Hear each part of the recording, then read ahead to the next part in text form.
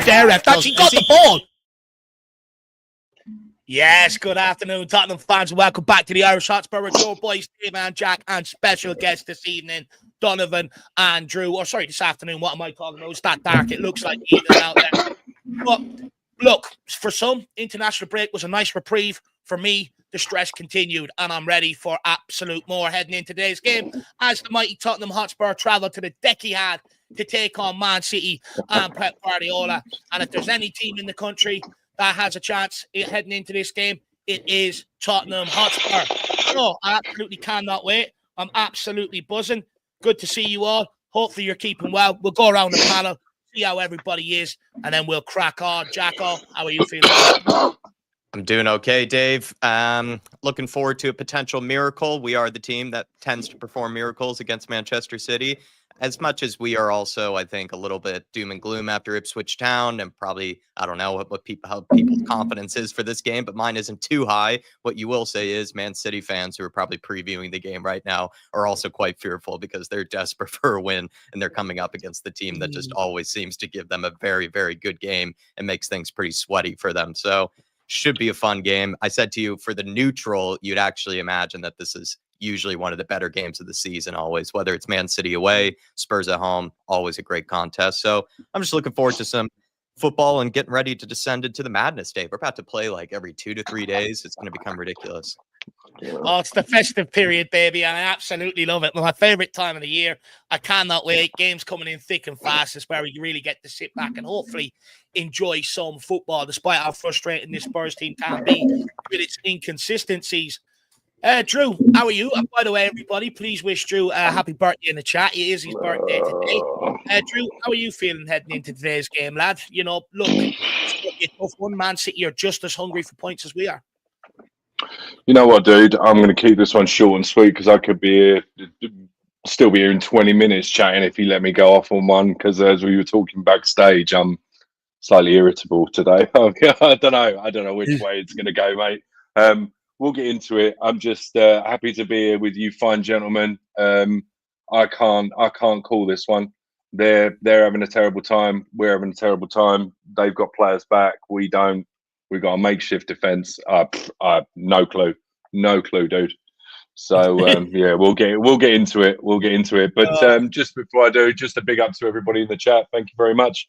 And smash a like and let's get things going. No, 100%.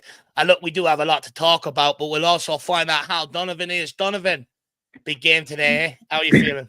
Come on. Yeah. Hey, guys. How's it going? Thanks for the last minute draft in, Dave, up to the big leagues. Happy to make the starting lineup here.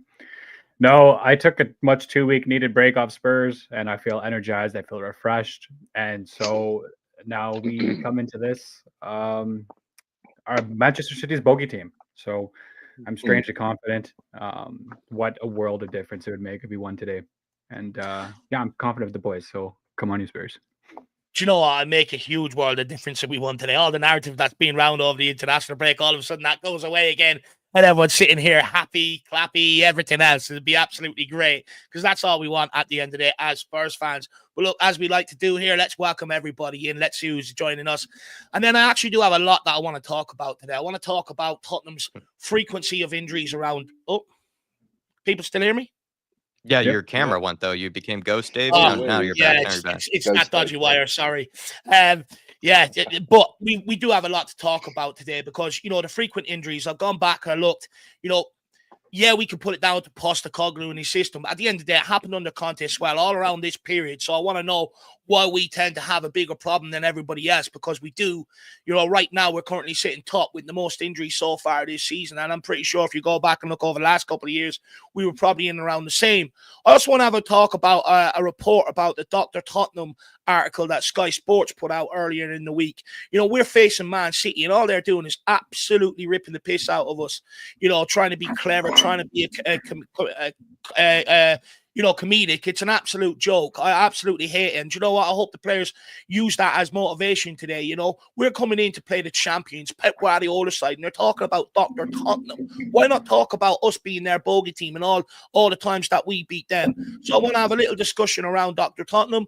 And then also I want to have a discussion around, a bit of a conversation I had on the overlap yesterday saying, look, it's madness that, Spurs fans basically talking about, or that Ange's under pressure. Tottenham have always been inconsistent. We're only a couple of points sitting outside of third. It's way too early at this point. So we'll also around that, but we're going to welcome some people in, tell everything you need to know, and then we will crack on. Big up Adrian, really good to see you, my man. I was on his channel there last week, and Jack will be appearing on his channel this week. So guys, make sure you check out Adrian's channel. Good to see you, sir. Shem time afternoon, Jack and Dave and the panelists all are today, taking the dog for a walk, hopefully before it starts raining again. As I was corrected yesterday, need a miracle on the deck he had straight today. Yeah, we are at the deck he had today. He is a thorn in Guardiola's side. He absolutely loves playing Man City, just like Sonaldo as well, by the way. So do have players that frequently turn up against Man City. So let's see how they get on today. But enjoy the dog walk, my man. Hopefully you're keeping well. Good to get the fresh air in. We are Spurs TV. Let's go, Tottenham. Good to see you. Hopefully you're keeping well. We have Mark Elwood. Come on, you Spurs. Big up, Marky boy. K32. Hello, Dave and Jack. Hope everyone is doing well. Come on, you Spurs. Good to see you, K32. Hopefully you're keeping well. It's cold here in Ireland at the minute, ain't it, lad? We've got Steady Shark says, Good to see you. We also have Jose in the house, El Chal Cockerel. Get over and check out his channel as well, by the way. Member for 13 months. Afternoon, lads. Just looking for a performance today. Come on, you Spurs. And look, that's the thing. I think heading into this game, how do I word it?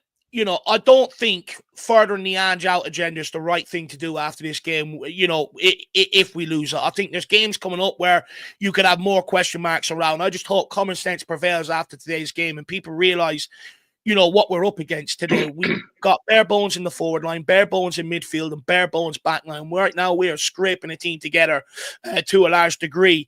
And also, inconsistencies has happened long before Ange Postecoglou. And when you're still in the quarterfinal of the Carabao Cup, you've won 3 out of 4 in Europe, and you're still not too far away from top 4 spot. I think it's way too soon. But big up Altal Cockerel, hopefully. But look, I really do hope we get the performance today. Win or lose, I want to see a performance from them players. The heart, the desire, the hunger, it was not there against Ipswich. They have a real problem getting up for these lower league teams. There's sort of maybe a mentality issue or a cockiness or an ego issue there going on. But for me, it's easy to get up for these big games. These are the games you look for. Everyone's going to be watching the cameras, the papers, absolutely everything. They'll all have their hair done nice for today. So let's hopefully the performance matches it today, El Tal Cockerel. That's what I'm looking for. We've got Shane in the house of draws, the best we can hope for. Good to see you, my man. Hey, well, look, I'd take a draw right now, to be quite honest with you. I'd take it. Axe Eggs, come on, you Spurs. Good to see you. Who else have we got in the house? We've got J-Mac, big up, Dave and Jacko. Great to see you. We also have Cap and Pants. Says, can't predict Spurs, might as well flip a coin. And that's exactly, I think that's why you find many Spurs fans really frustrated right now. And I think that's why you see the divisive nature around Tottenham Hotspur. Because, you can look at it and go, well, hang on. It's not as bad as everyone makes it out to be. Or you can look on the other side and says, hang on. It's really bad. So, the divisive nature around it shows how inconsistent we are. And that's why fans are really, really angry right now at different parts of the club. We really need a big galvanizing win like today to sort of try and pull everybody behind it. Big up, J-Mac. Good to see you, sir. We've got Joe Blogs. Great to see you. Hopefully you're keeping well. We also have a few happy birthdays in here for you, Drew. Good to see you guys putting them in there. Appreciate it. We also have Donovan Oostriker retaking his membership. Really appreciate that, Donovan. We've got Paulio in the house. Great panel. Come on, you Spurs. Good to see you, Paulio. We've got Rakesh Tawari. We need Solanke and Son to pull off a Son Kane. Will Madison start? That is definitely a hot topic that we're going to get into about James Madison. Because you know what? I've seen David Clark sort of put it in comments before, and I have seen a bit of it on social media where people are saying people are getting carried away with Kulusevski's output, creativity. It's similar to Madison. Why all of a sudden are we saying Decky's the chief creator ahead of Madison? So we are going to have a conversation around that today. Rakesh, good to see you. King Huddle, as always, good to see you. Both centre-backs out, our best midfield out, attack and depth decimated. City replenished by returning players and buyout by Pep's contract extension. I have zero expectation here. Surprise me. Come on, you Spurs. Do you know what? I'm starting to think that's the best way to head into Tottenham games, to be quite frank, because, we were all expecting us to beat Ipswich. We crumbled, and then came around to Aston Villa and Man City before that. We were expecting nothing, and we end up going and winning. So I'm starting to think maybe it's the best approach. Just ask what's on the menu. Yeah, instead of getting too carried away and getting humbled by it, just sit back, expect nothing, and then the best, when you least expect it, it comes your way. That's what I've learned being a Tottenham fan anyway. Big up King Arnold. Rowan says, member for 17 months. Let's do this, guys. No fear. To dare is to do. I just wish some of the players would look at that motto. I think we might have to start changing that motto because it doesn't seem to inspire many people in and around the club, actually. They sort of look at it and they just sort of go, to do is to dare. To be quite frank. Big up, Jack. Member for 21. Smash the like buttons. Enjoy these preview, guys. Really appreciate that, Jacko. Thank you. Telling everybody to smash that like. We've got Limpy down under. Andrew's always under pressure, but he enjoys the challenge that he does. That he definitely does. He's not one to shy away from one, that's for sure. Daniel Phil, good to see you. Hopefully you're keeping well, sir. We also have Rooty Toot. Doesn't really matter if Madison doesn't starts or not. He has to play with everyone else crammed into his preferred space on the pitch, and is then criticised for not delivering. Interesting. I'll start that. We'll bring that up when we get to the Madison section. Rooty Toot, good to see you, sir. We've got Tottenham Hotspur. Afternoon, peeps. Let's have it. Come on, you Spurs. Nicknamed after the Hutch cartel, is it? Let me know. Got Danny Darko. Oi. Come on, you Spurs. Big up all in the chat and panel. Great to see you. Hopefully you're keeping well. Got the one and only, the midfield general, Stevie Fraser in the house. Hopefully you're keeping well, sir. Shane says, Dave, I think we need to see the fight, but I'm worried we will lose heavily. Look, 100% we really need to see the fight. I don't think fans would tolerate anything less. I think you could... Look, I'm not going to say you could tolerate being bet because I find it sour being bet at the best of times. But, at least if you put in a really good performance and stuff like that and everyone's done everything they can, it's easier to stomach, I would say, Shane. So hopefully we see that today. At the end of the day, it just was not good enough from them before the international break. We also have Brecken in the house. Become a new YouTube member. Big up, Brecken. Welcome to the community. Really appreciate the support. I seen, We Spurs TV put a comment under the other day saying we produce more members-only content than anyone he's ever seen before. So hopefully you enjoy it, my man, and big yourself up and really appreciate the support, lad. Or lady. I don't discriminate, whatever. Really appreciate it. We also have Less Known, just like my missus, little expectations, no hope, never disappoint. Great analogy, Less Known. Come on, you Spurs from Andy English. And then we also have a couple more comments. We'll get into it. I'm just a simple Spurs fan called Hutch Hutchinson for Hartlepool, England. Really appreciate that, my man. Really appreciate that. And then we also have Vijay Paradine. Morning from Trinidad. What should our table goals be this year? What would be regarded as success for Ange? Do you know what? We'll actually throw that one around the panel because I find it interesting because coming into this season, many Spurs fans were saying, look, obviously they don't want to go too far down the table, but the league takes more of a back step this year because we've been there, done it before, that they more want to focus on cups. But it seems like everyone's judging us on our league form right now. So we'll start with you on this one, Drew, and we'll work our way backwards. Table goals. I've got a feeling that, everybody wants us to compete on all fronts, right? We all know we're not going to win the league. There's an argument constantly about whether fourth is a trophy when there's 3 potential other trophies to actually win. Everybody's got decimated squads because there's too much football on the calendar because they play nonsense internationals and cram so many freaking games in the calendar. It's unreal. So you've got arguably a weakened top 5 this year, barring Liverpool, who seem to be doing all right. So honestly, I don't know. You could throw a dart at it. You've got flip-flop fans. I'm going off on one of those. I know I said I wasn't going to do this. There's flip-flop fans who are 1 minute Ange in, then they're Ange out. I think it's just time to start believing in something, right? Just start believing in something and just see what happens. So I would be perfectly happy. Do you know what? If we end up outside the top 4 and we end up winning a Carabao Cup and we end up getting to a semi-final of an FA Cup, and by God, we win a European Cup or the Europa League and qualify for the Champions League via that, then that would arguably be a pretty good season.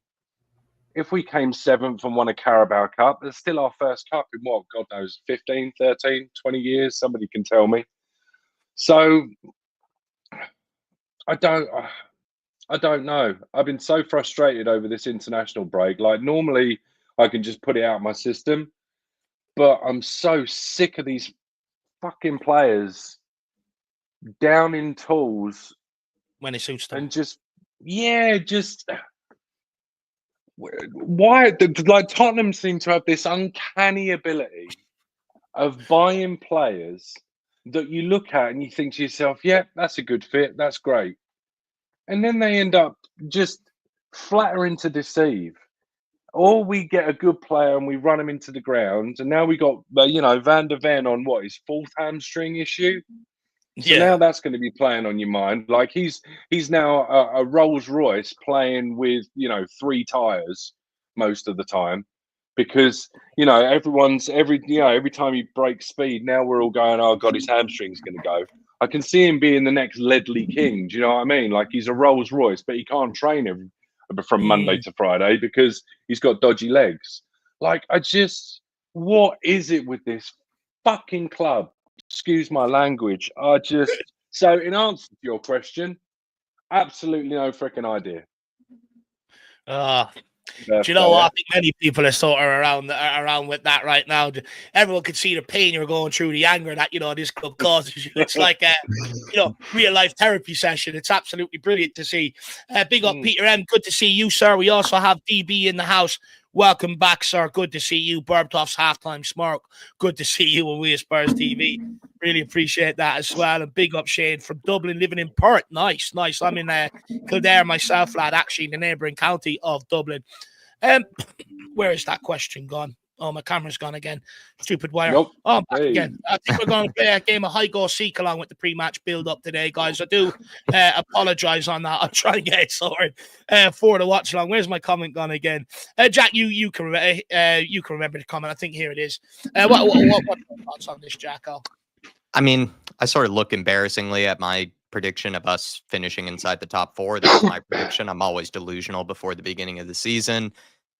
I don't really know, like, if I cared all that much about that prediction, though, Dave, that we did. And, because you and I ask each other, who's going to be the most improved? Where are we going to finish? What cup are we going to win? Sometimes I think you and I answer it with a lot of hopium. Sometimes we answer it very seriously. I think the league table one for me, I didn't really care all that much for, because I said a lot of times that what I really care about is to see Spurs really, really actually give us a taste of a cup run of some kind. I'd like to go to a semifinal, at least. I'd like to go to a final. I'd like to have that feeling that Spurs are a team that can really punch in these competitions, and that we have this feeling that that's what the players as well are really gunning for. It's probably not the case that we're going to really finish that high up in the Premier League, but we have a strong chance of going far into some of these cups. And I think that's why I did just sort of delusionally predict something around the 4th position. But to be perfectly honest, I don't really know, even at this point, if I care that much about where we really finish off in the league, as long as we do get to see,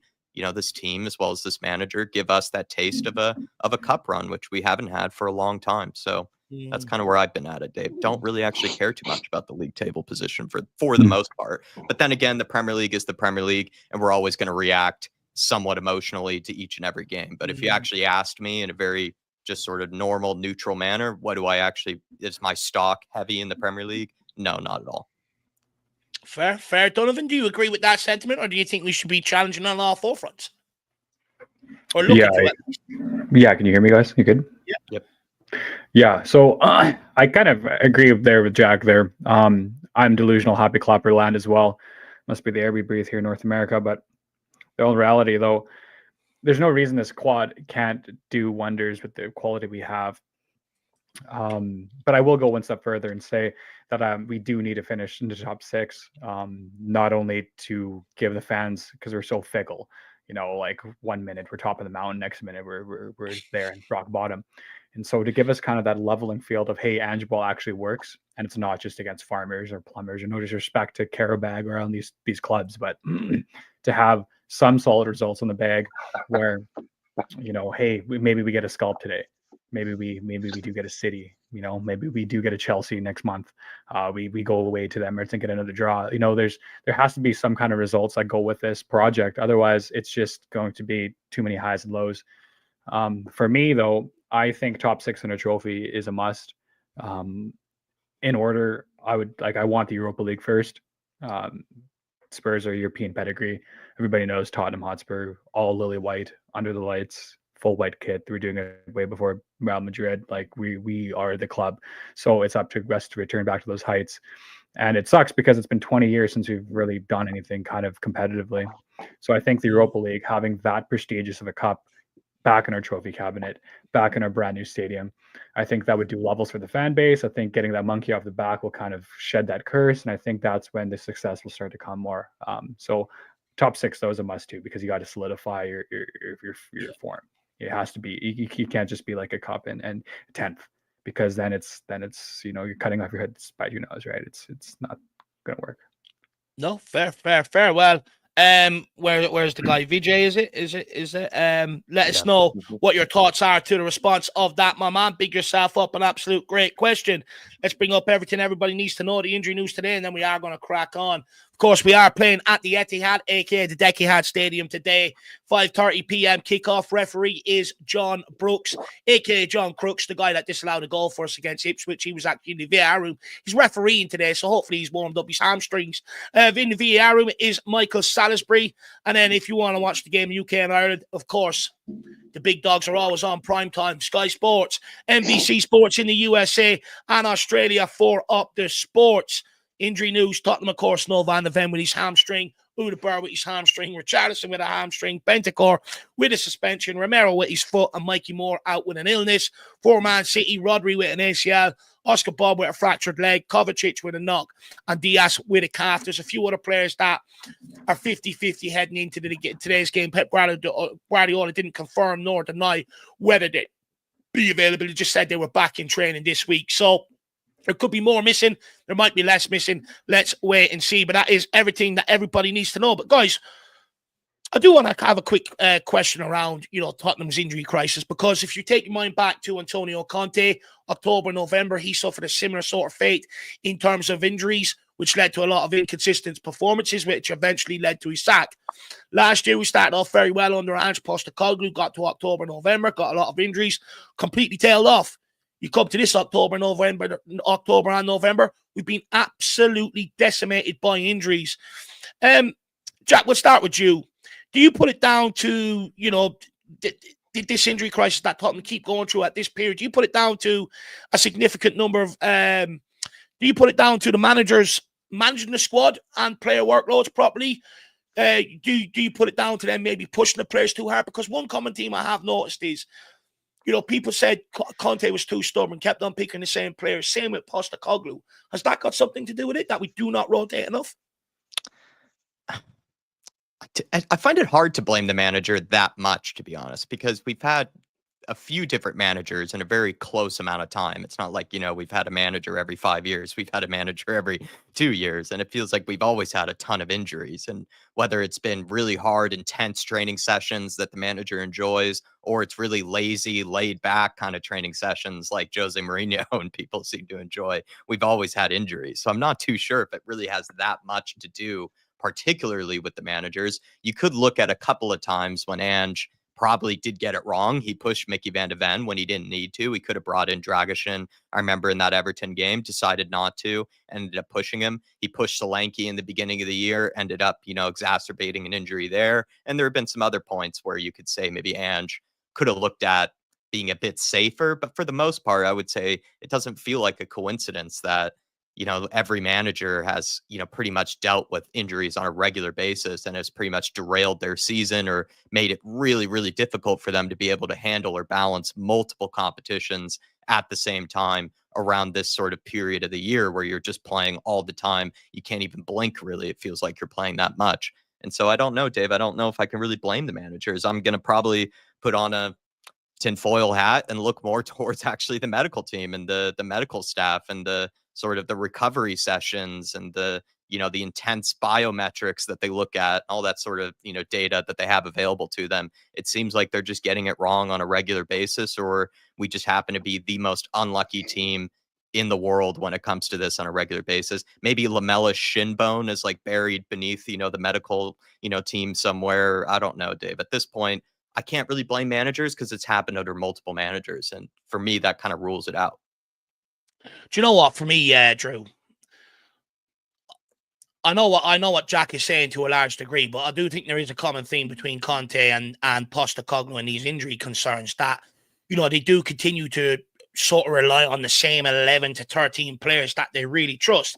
Is that then an issue that we create then in the transfer window by not bringing in enough squad depth for these guys to really sort of work with?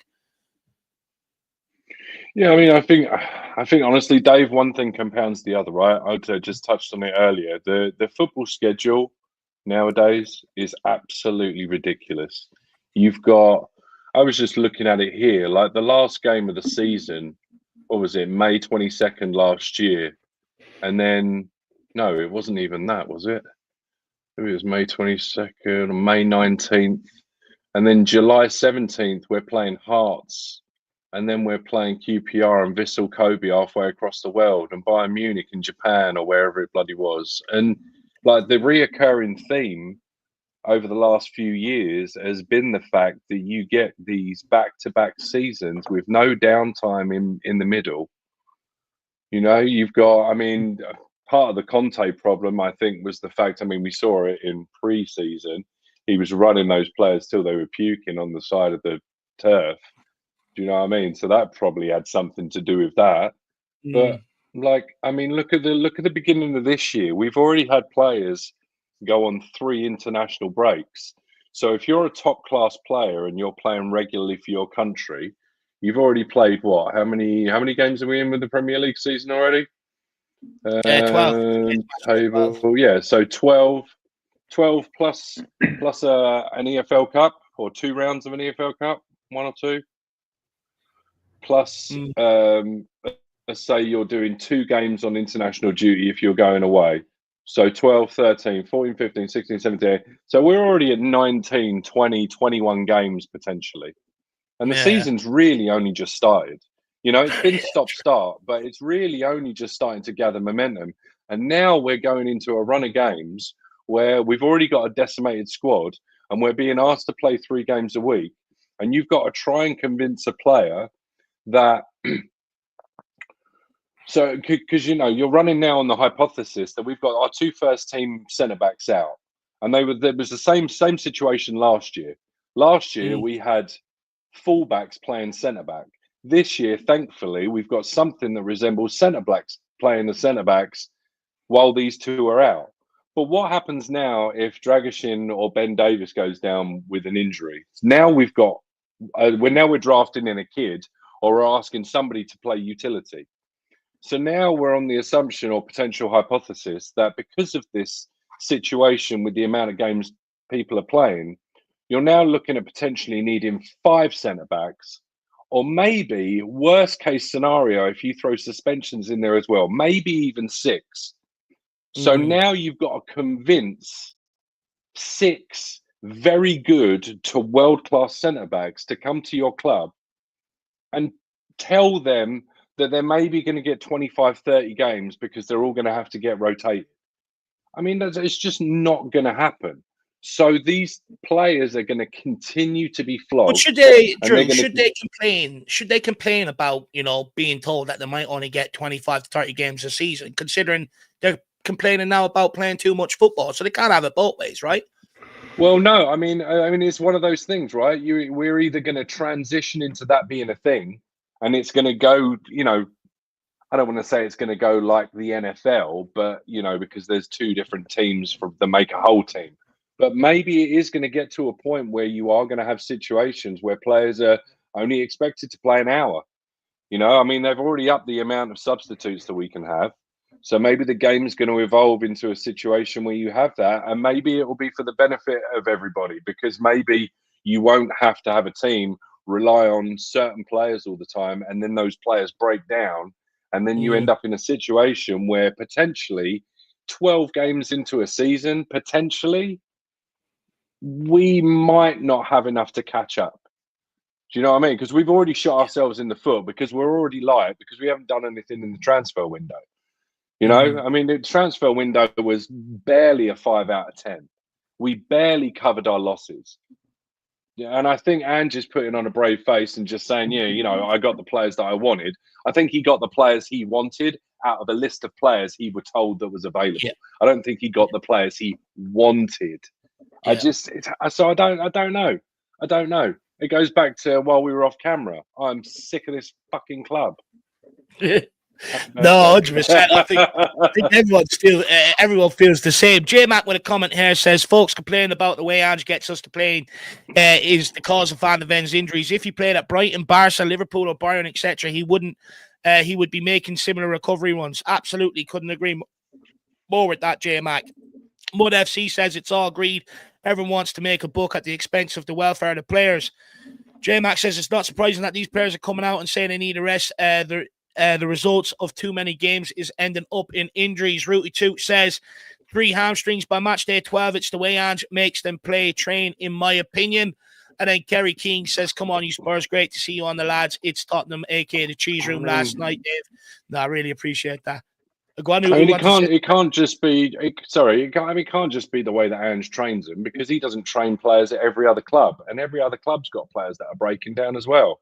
So while I do understand that he does have a very, very pressing nature, like I thought the idea was we had it with Pochettino. You know, first season, the players just weren't. They didn't train. You know, they just weren't fit enough. Wait until the second season, they'll be fit enough. And now we're getting it with Ange. Oh, you know, the first season players break down is what I keep hearing. It happened at Celtic. Players break down in the first season, but they come back stronger. Sorry, this is Tottenham. Have you seen our medical team? Like, it's literally like Dad's Army, I think. Seriously, they're just a bunch of idiots just wandering around bumping into shit. Like, yeah, sorry. Donovan, no, please. Yeah, no, it just like I'm a bit mixed. Like I think it's a combination of things. You can't just put your one-stop fix. You know, it's not that easy. Throw a band-aid over it. Sorry, the pun. I think in all reality, it's the evolution of the football in general. You know, like there saw a comment pop up there for a second where I forget who it is, but shout out whoever said that modern football is played at a game, and that's not just modern football. That's like sports in general. You know, you look at the debates of like Michael Jordan versus like LeBron James. You know, like would he do good in this era? You know, like look at would Roy Keane be an effective leader on today's pitch because of the pace of the game. You know, players are asked to run and complete these athletic feats that have not really been done in history before. And so naturally we're seeing players on 50, 60 games a year break down. There's that famous picture of Pedri, I think it was Pedri, that kid standing in the Spain line when the cameras pulled off him, and the guy looks like a 55-year-old knackered old man. You know, he's 18 years old, and the stuff he's being asked to do at that age. We saw what happened to Ollie Skip, our wonder kid out of the academy. 4 groin injuries back to back to back, and I really thought it was going to harbor his development as a player, because he was at a pivotal point in our midfield under Mourinho. And he was playing well beyond his years, and Conte as well. And so we're asking these players to jump through hoops, jump through backflips. And yeah, I understand they're well paid and they're seeing a lot more money in a week than some of us see in a lifetime. But they're still human beings at the end of the day.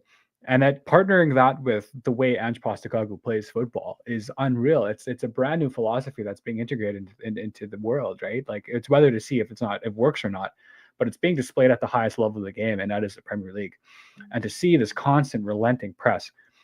I saw a stat the other day that Dominic Solanke is slowly approaching to being one of the highest, most pressing kilometers covered ever seen, like in the Premier League, since stats were being taken, since we started documenting these kind of kilometers.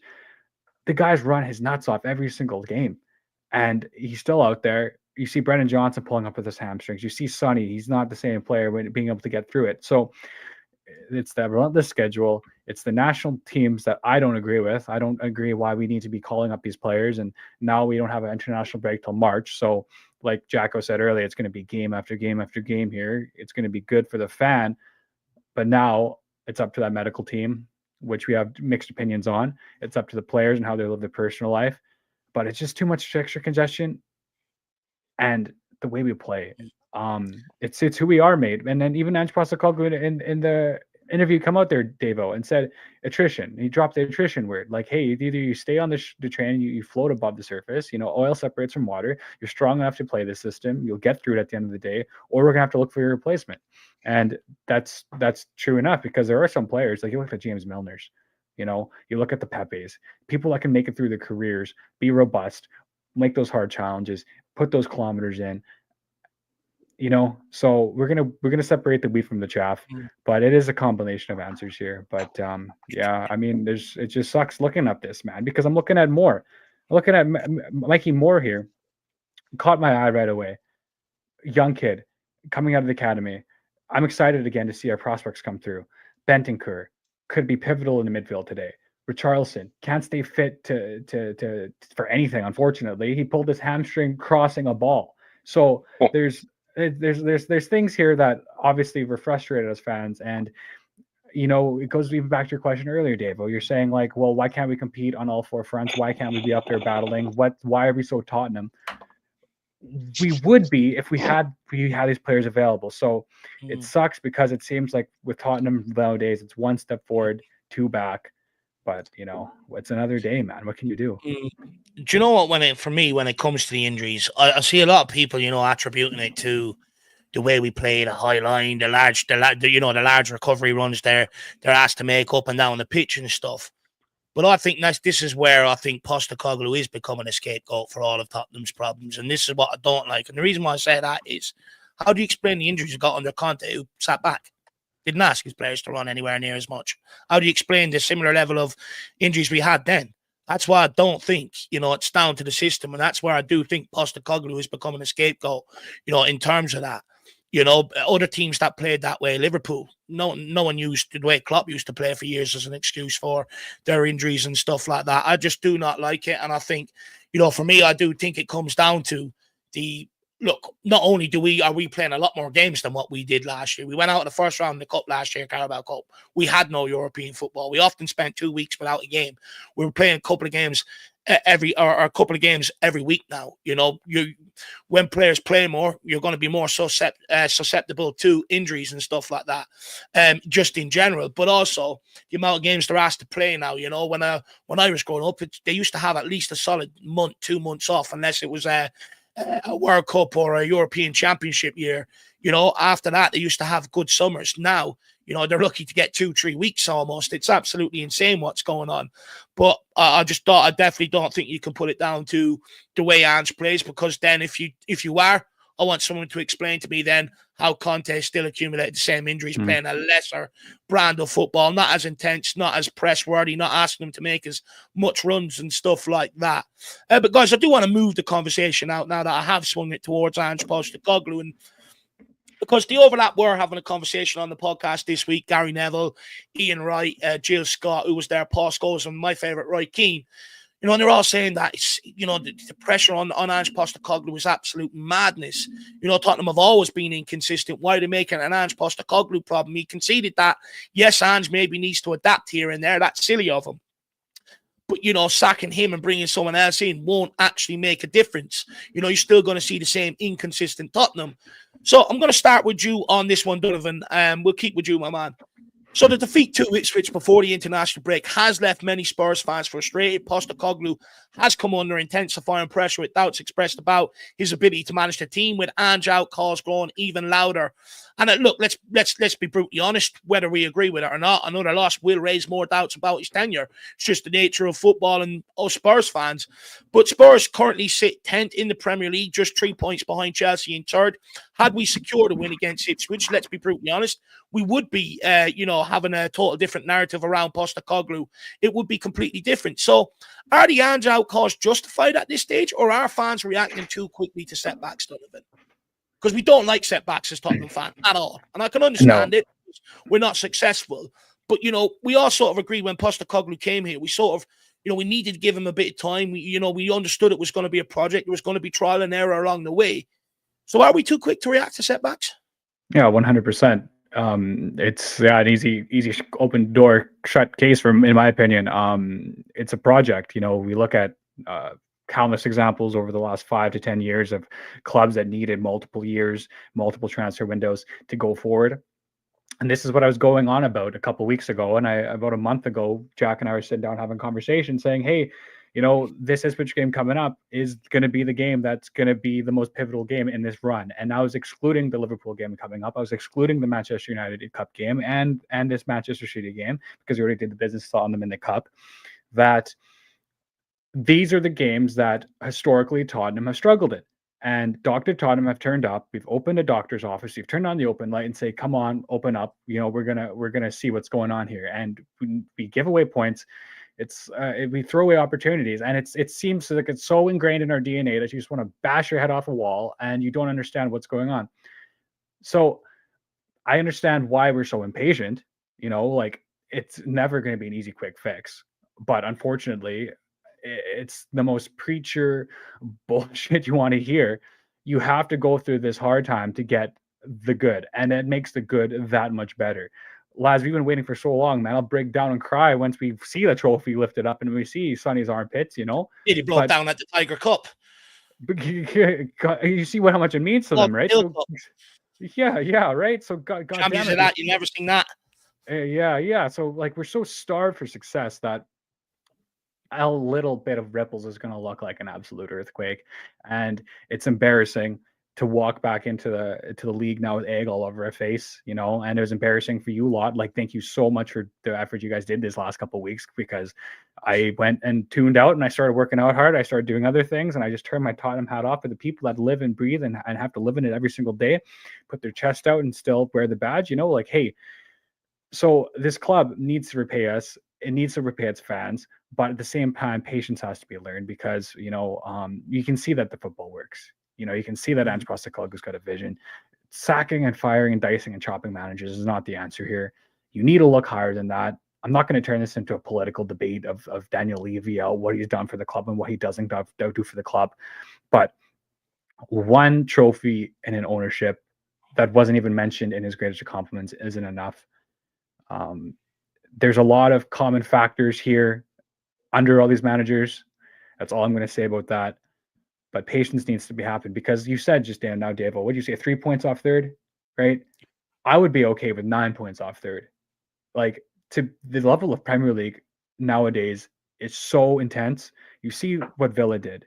You see what Nottingham Forest are doing right now. I don't know what the hell's going on down there. The Arsenal are contenders now, unfortunately.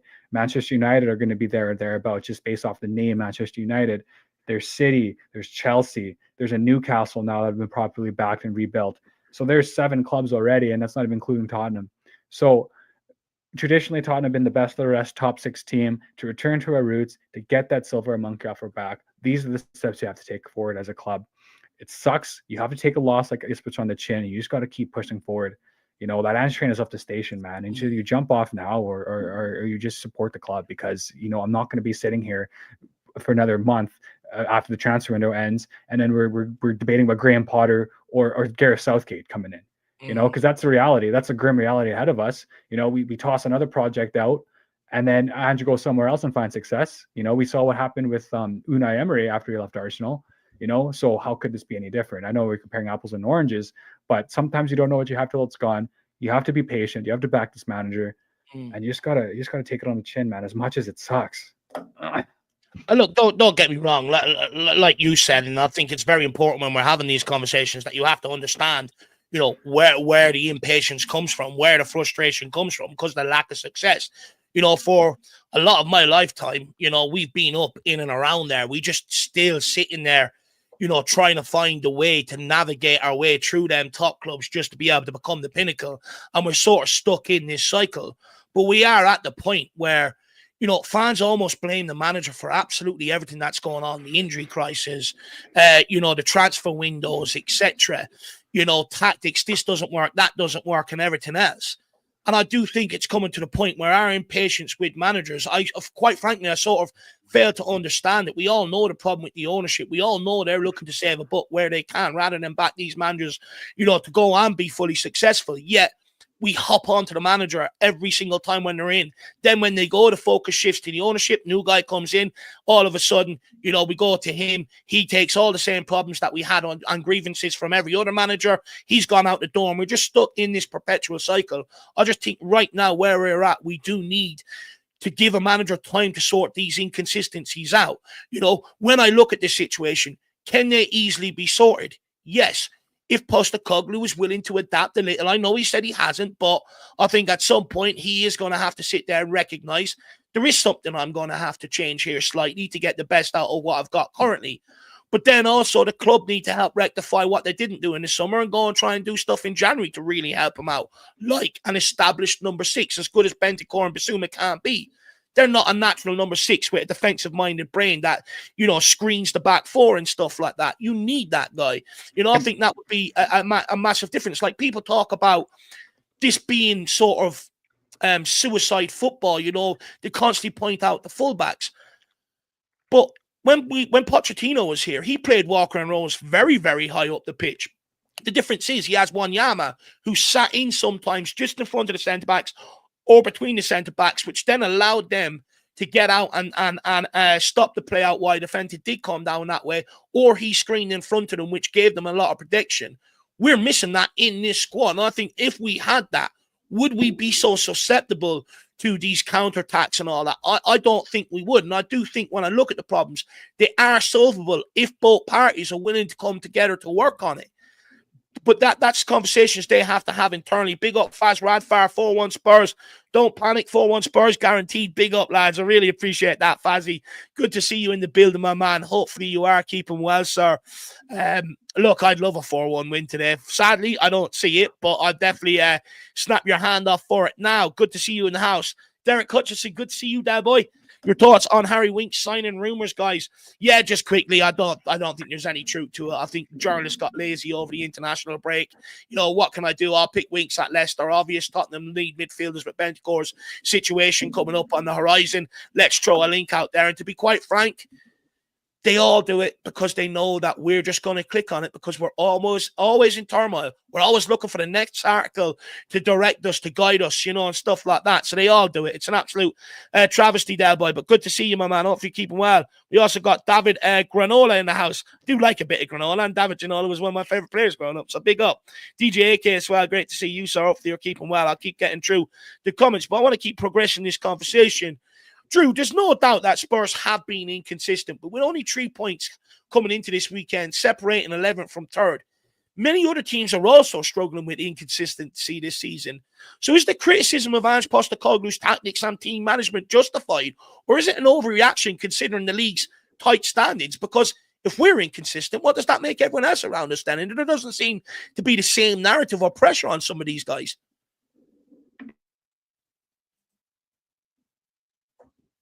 Oh, I think you're on mute, Drew. You're on mute, Drew. Oh, am I on mute? Am I?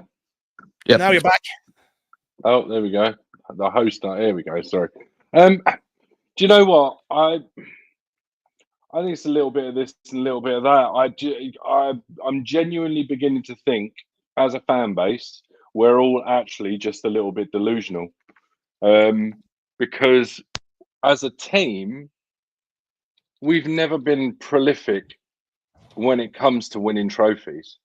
We've won, like, since, you know, the 50s and 60s, we've won them, you know, maybe 2 or 3 a decade, if we're lucky. And yeah, we're going through a barren spell, but we've never been that team. The best we've ever been able to hope for is good looking football and some cup runs. Like, and just touching on what you were saying about the ownership and stuff, there's a damning stat that since 2008, 64 combined players and managers after leaving Tottenham have won 200 trophies. So that says something.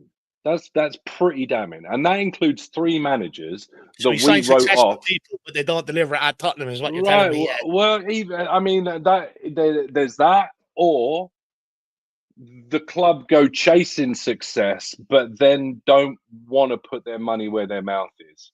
They seem to think that it's just like quick fix after quick fix after quick fix. You don't bring in Jose Mourinho and then buy Matt Doherty. You don't. So, you know, I just, as I say, I'm at my wit's end with them. anyway. So I think this just compounds how I'm feeling at the moment. It's just everything, like across the board. There was the article this week in The Athletic about and it just sort of flashed up. So I'm hesitant to actually go deep on it because I could be out of context. But I think it was like something to do with the initial, the owner of the club, how much they bought the club for versus the investment that they themselves have actually put into the club. Yeah, And I think we're 16th in the table. And there's what is that like when you see numbers like that? I mean, as I say, I really need to go and like read it and actually break it down, because it could be some weird skewed thing where, do you know what I mean? Like X club last 10 games, they've done this, that, or the other, and basically if you were to stretch that out to 12 games, those stats would be completely different. So I'm hesitant to draw too much on a chart that I saw. But when you're, Tottenham Hotspur, and you're supposedly this big grandiose team, and you should be top 4, but at least at the very least you're top 6. Like, you would expect that those owners would put their hands in their pocket just a little bit more than they do. Yeah. But they hire these managers and then give them shoestring budgets. And to be honest with you, I guess I'm getting to the point where it's like, shame on you, manager. Like, I'm almost so angry with this club that if Ange fails and they decide to sack him, like, I love this fucking club and I want the club to do well, but God, I wish every other manager after that, because let's not forget, Ange wasn't the first pick. Ange wasn't first on the list of all the managers that wanted to come to Tottenham and resurrect us to become this powerhouse that always wins trophies, because we never did that before anyway. Sorry. I'm going on. No, do you know what? I share the frustration, and because look, at Tottenham, we do not hire bad managers, right? Jose Mourinho, very successful everywhere he's been, and since Tottenham. Nuno, who everybody said was clueless, everything else. Look what he went on and done out in Saudi Arabia, and then what he's doing with Nottingham Forest right now. Conte, whenever he's been before Tottenham, Tottenham's sort of the only blip on his CV, just like Nuno's and Jose Mourinho's in recent years. Tottenham's the only blip, and it's going to be the same for Ange Postecoglou. The thing is, we hire very successful managers, but when they come here, we don't, and when you hire successful people, they come with an ego, right? They're going to stick to what they believe in. They're not going to change for you and for your club. When what they've done is brought success everywhere else. They might change little things to tailor towards what they're doing or what they're trying to do. They're not going to make these drastic changes. And I just sort of worry that maybe we're getting to the point where, we look at it and we're like, we want the manager to tailor according to the opposition every week and stuff like that. You're going to end up with someone like David. Okay, honestly, that's where you're going to end up. Yeah, let's not forget that one of those managers that left us and went and won trophies was Mauricio Pochettino, who we all fucking apparently love to death, and wanted to come back. He went off to Paris Saint-Germain, and all right, admittedly, it's a weak league, but he still went and won trophies, which means at some point, his philosophy still worked. He didn't change his philosophy. He made them play, and they won 3 trophies over the course of a couple of years. So, do you know what I mean? Like, at some point, you've got to look at yourself in the mirror and say, come on, man. Like, what are we, to coin a phrase, pick up Sean Butler, what are we doing? What are we doing? Do you know, like, it just doesn't make sense to me. It's starting to make more like, I guess I've been wrapped up in trying to find just things to occupy myself, I guess. And I've been going down rabbit holes of actually kind of looking a little bit deeper into just like bits and pieces, and just like, this club doesn't make sense. Like, he's honestly, the more I look at it, the more he's starting to Daniel Levy's just starting to look like a bad guy in a really bad movie. Like, I'm just over it, man. I'm just over it. He puts managers in these situations to a large degree when he doesn't fully back them. Like, in the summer, we all knew we needed a certain type of player at a certain level to come in here and really help us kick on. No one had a problem with the young signings, but you've got to sign other players to sort of come alongside that. Now, all of a sudden, you go into another season, just like under Conte, just like under Jose, when you don't give them the solutions, they're not going to change because they know their way has been successful and proved that we're not. And then all of a sudden, they can't wrap their heads around people going, well, they're asking me to change. Why not put pressure on the ownerships to get what I need to deliver what they brought me here to do? And that's where the big problem comes in. We have a serious problem going into the second season. When the managers come in here, they initially get the manager bounced. They look like they're going to achieve. Then that summer, we sort of pull away or we go all of a sudden, no, we'll tell you what to do. And then we don't kick on the next season. Everyone goes, he needs to change. He's too stubborn. He won't do this. He won't do that. But in reality, if you just back the guy that you brought in here for what he's done everywhere else, we wouldn't have to have these conversations all the time. And at some point, I do think instead of asking the manager to change, I think it would be wise for fans, like Liverpool fans done for Jurgen Klopp, to turn around to the board. Because Jurgen Klopp was at a similar stage. I get he had Dortmund and that beforehand, but he was at a similar stage at Liverpool. They conceded a lot of goals. There was a lot of up and downs, inconsistencies. But all the talk was, what did Liverpool need to help them kick on to become successful and catch Man City? They went out in the January window, got Van Dijk and Alisson, and they kicked on, solved their problem. They moved on, went on to dominate world football.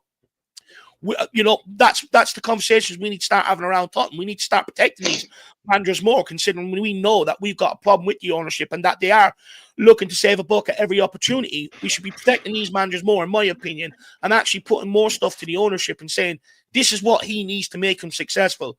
Go and do it. Because I think by going after managers, you're just giving him a free pass, quite frank. And I know some people are going to disagree with my opinion on that. If you do, it's a fan show Monday night. Feel free to come on and have it out with me, respectfully, of course, but feel free to come on and share your opinion.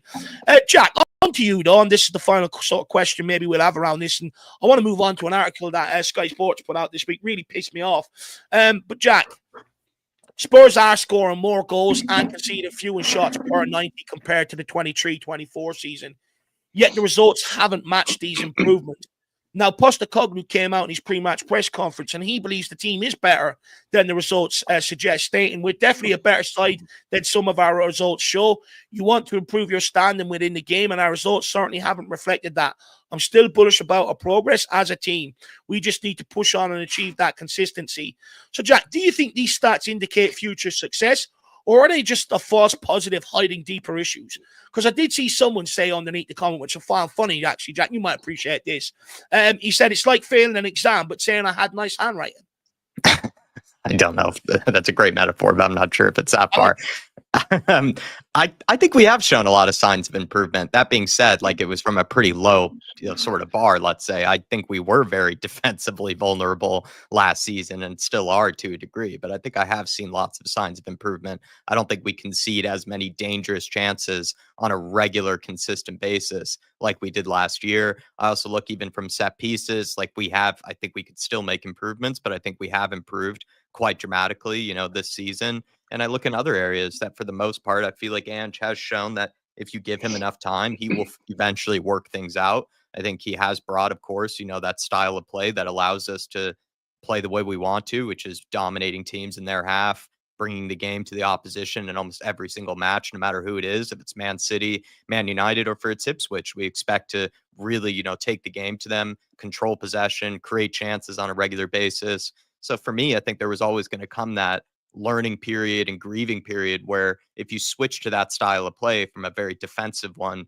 you're going to end up, feeling like, oh, we're always so open, we're always so leaky, we're conceding chances. It's never sustainable. I think we, even as a fan base, have to almost ourselves kind of go through this learning process of eventually switching to a more progressive on the front foot style. Because with that comes risks. With that comes, kind of sketchy moments. And you and I had this conversation earlier in the season, Dave, where we kind of discussed this ourselves, which is, everybody's asking for him to drop the line by 5, 10, 15 yards and whatnot. But majority of top level teams, they're playing with their center backs at the edge of the halfway line. They're playing with their center backs 10 yards inside the opposition's half. Most teams are playing with this aggressive front foot, very intense style of play.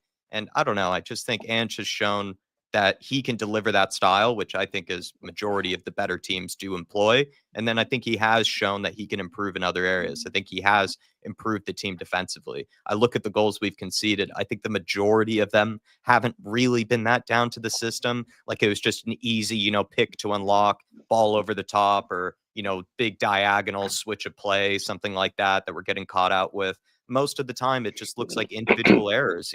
Romero sleeping, Poro sleeping at the back post, Mickey Van de Ven, having a bad touch and then kind of being a little lackadaisical on the ball, Vicario or whatever. It's always been someone who I think has taken major blame for the majority of the goals that we've conceded.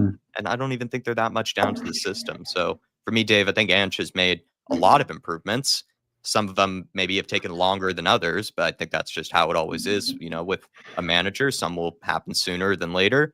And I've been pretty satisfied with this season for the most part. I think we have looked a lot better outfit in general than we were last season. I think this season's team, the way that we play, would beat last season's team pretty handily. Okay.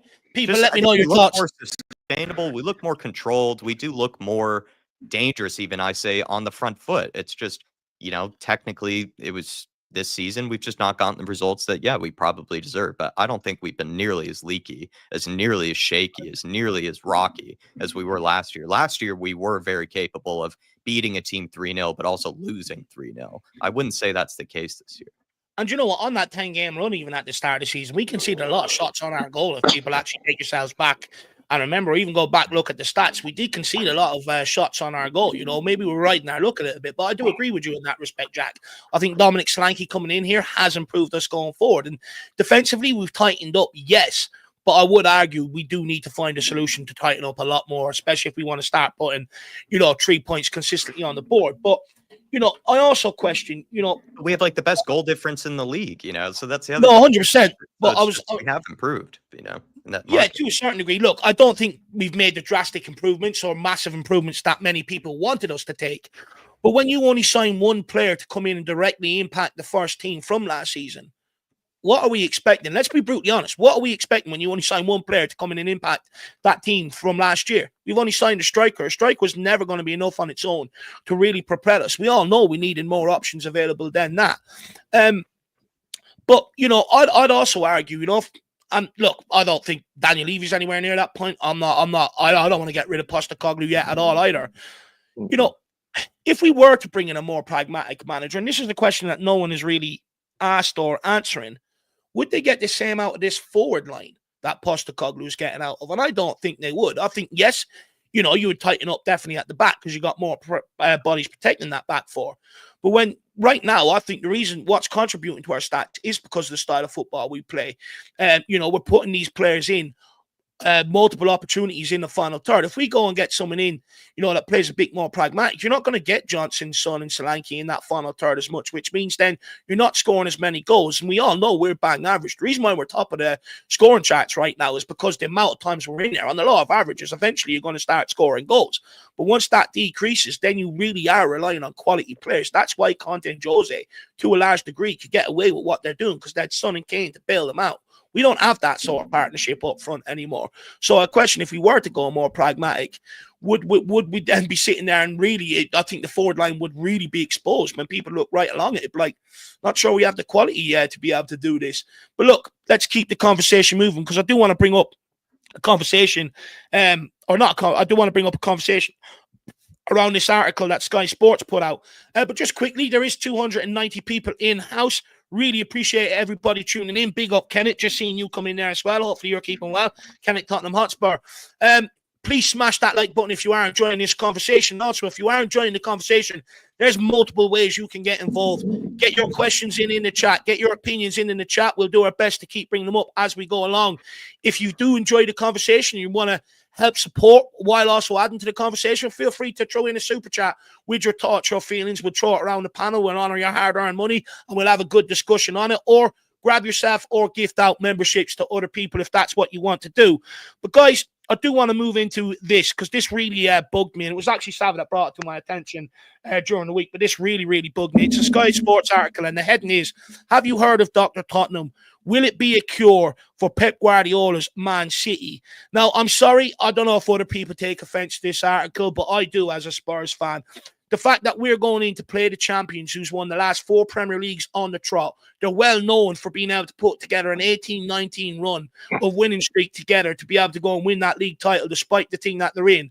And they're talking about us being Dr. Tottenham heading in there. Why aren't they putting out an article about, us being Pep Guardiola's kryptonite, the thorn in his side all the time? We've better more than any other Premier League team has since he's arrived. We've also scored more goals against them than any other Premier League team has since he's arrived. And we've caused them a lot of problems, not just only in the Premier League, but also the Champions League and other cup competitions. So I do take serious offense to how this article was written by Sky Sports or the heading.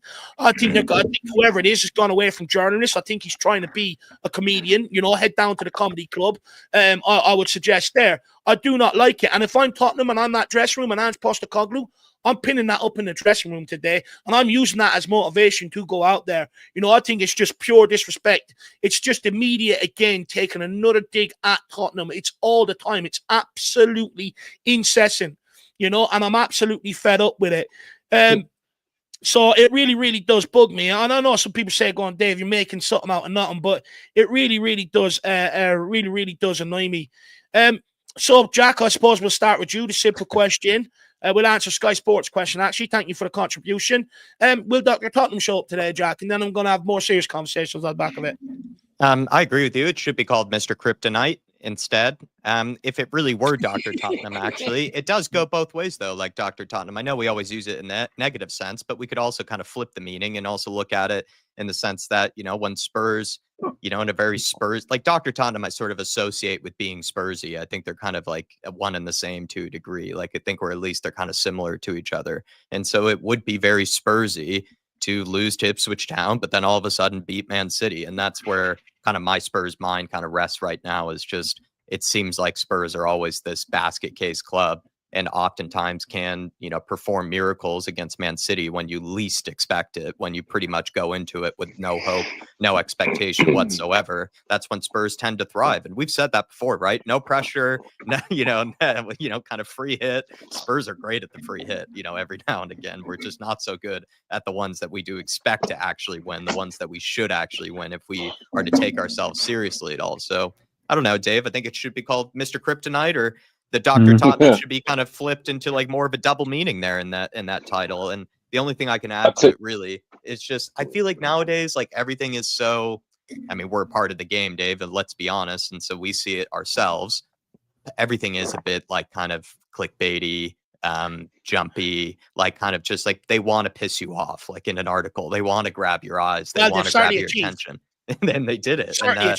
I think you see admins on like social media, social media admins for like clubs are now like tweeting back and forth, like trying to take jabs at each other. You have Domino's UK, taking stabs at Spurs and stuff like that. It's just, I don't know. Everything now has just become about, I guess, just grabbing your attention in some sort of way, or grabbing your, maybe your emotions in some sort of way. Like, how can I get you to type angrily into the keyboard as quickly as possible? And I think that's what Sky Sports have tried to achieve there.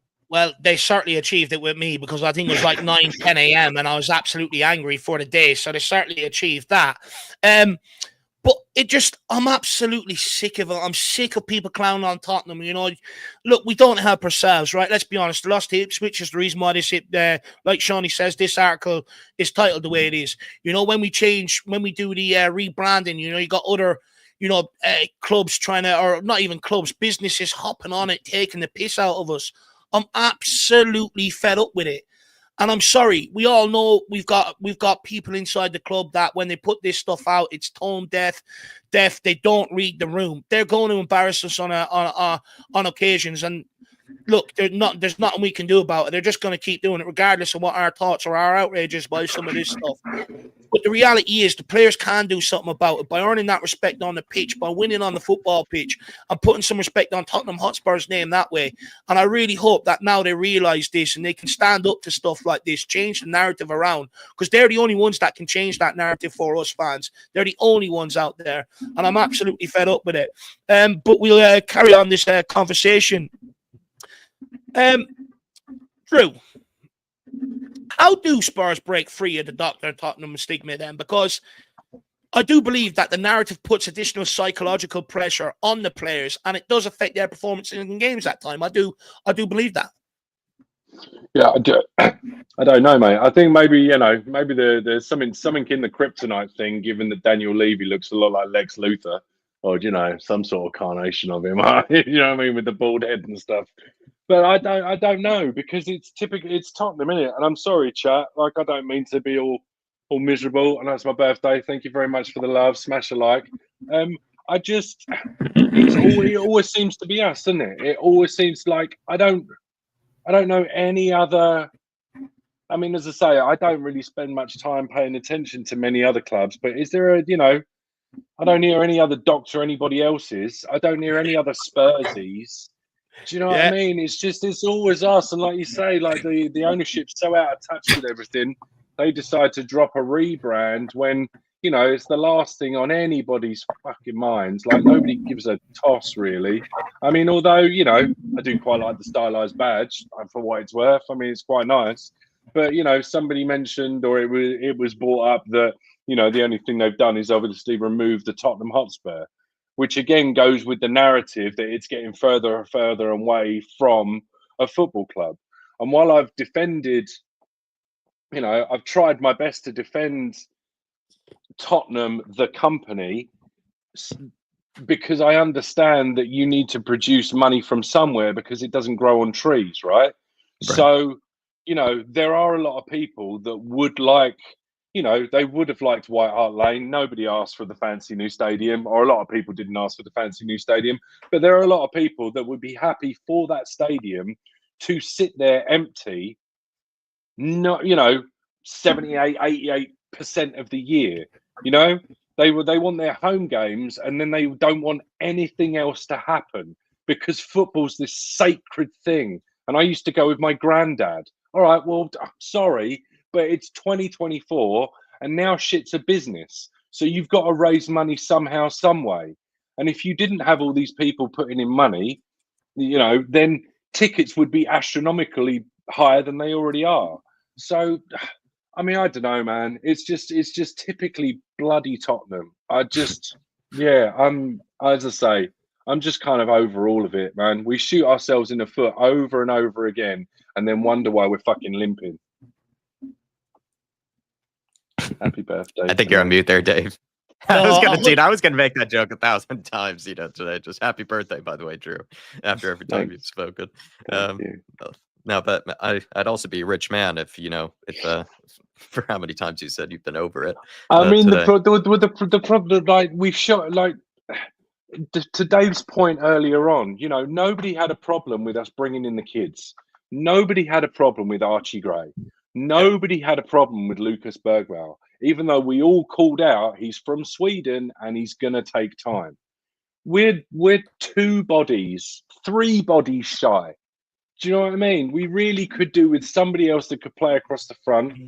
Yep. We really could do with another midfielder, and we could certainly do with another defender on the left-hand side. Instead, we've got really none of those things. We've got, as much as I've tried to defend him, we've got a half-assed Timo Werner.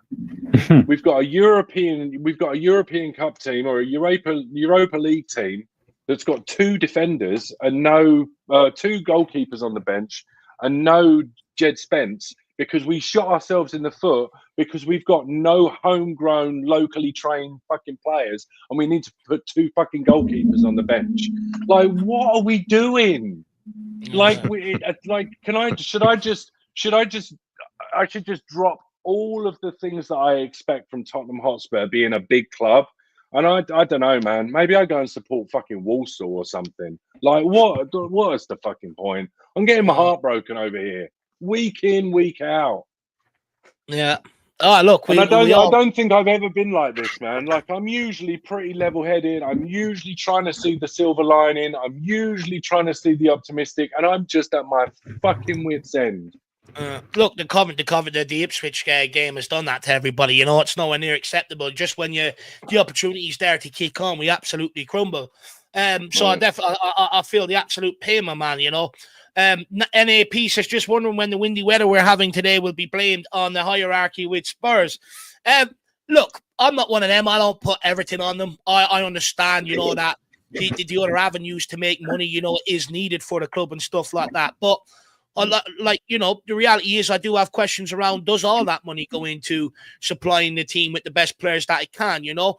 White Hart Lane, we had a better squad, better players, and we were in Champions League football consistently challenging. We were told the stadium was going to be a game changer. We spent, I think, one season in the Champions League. I think outside of that, we've had, a couple of barren European campaigns, you know, but it hasn't produced, or it hasn't been that sort of spur on or that kick on that we were led to believe, or that we were promised it will be. We haven't seen the fruits of that. And I think it's only right to be able to question that NAP. So hopefully you understand that. But guys, we are going to take a moment to plug NordVPN because they do want to help out you Spurs fans, and I'm just going to list off some benefits for you.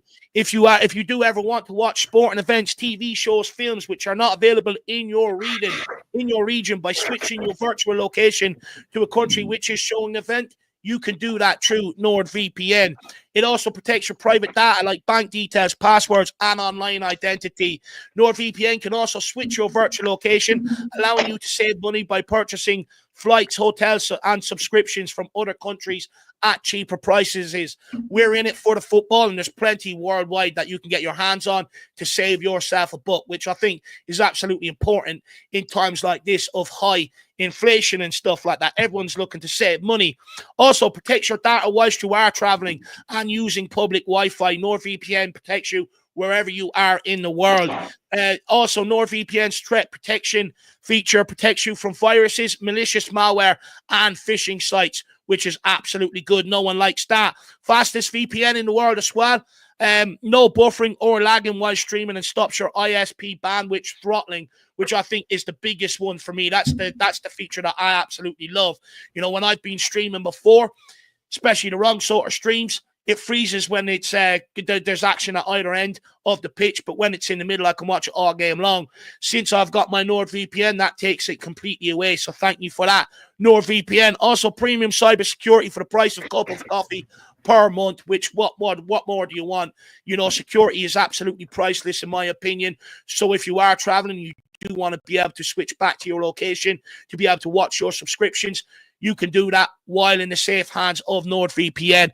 And another really good feature, which I love this from NordVPN, it's very selfless, I would say. You know, one NordVPN account can be used across 10 devices. So if you've got a family and this is the way you want to go, you can put it on your tablet, your phone. Not sure about your iWatch yet. You might be able to do that soon. You never know. Your laptop, your computer, all that sort of good stuff.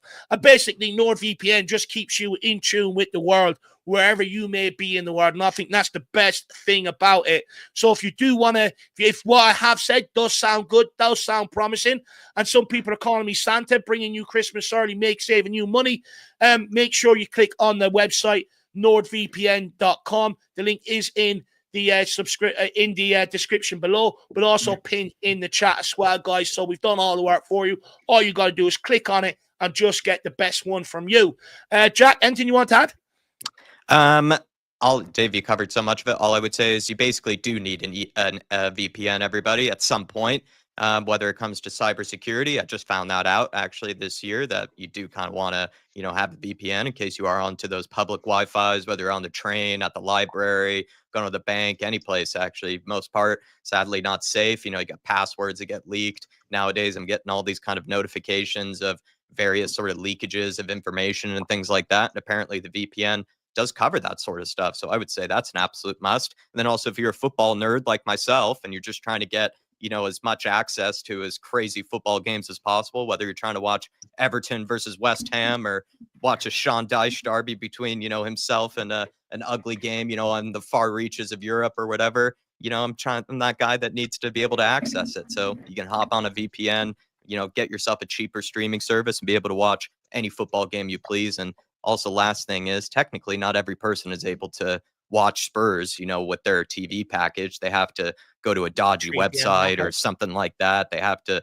find these weird ways to watch their team play. Save yourself the trouble, save yourself the hassle, get the VPN and get yourself a streaming service, in a different country, make your life a bit easier, a little bit stress-free, and you don't have to go to any dodgy websites or spend $40 more than you need to every month, just to watch your team play. So, guys, and I know a lot of people that do have it, and they're very, very happy with the product. So make sure you pinned at the get top of the yours. chat. Please Big hit the link everybody. pinned at the top of the chat. Please use the code. Appreciate it. Thank you. Well, let's keep getting back into the mayhem. Barry McCormick, good to see you. Spurs GCTV, Artist T as well. Great to see you guys. Hopefully you're keeping well. We have a couple of chats here that we'll get onto and we'll continue on. Shawnee Maddox, member for 15 months. We don't want pragmatism. We want competent subs, and in-game management could also use a little more youth development. I would say don't use we. You don't.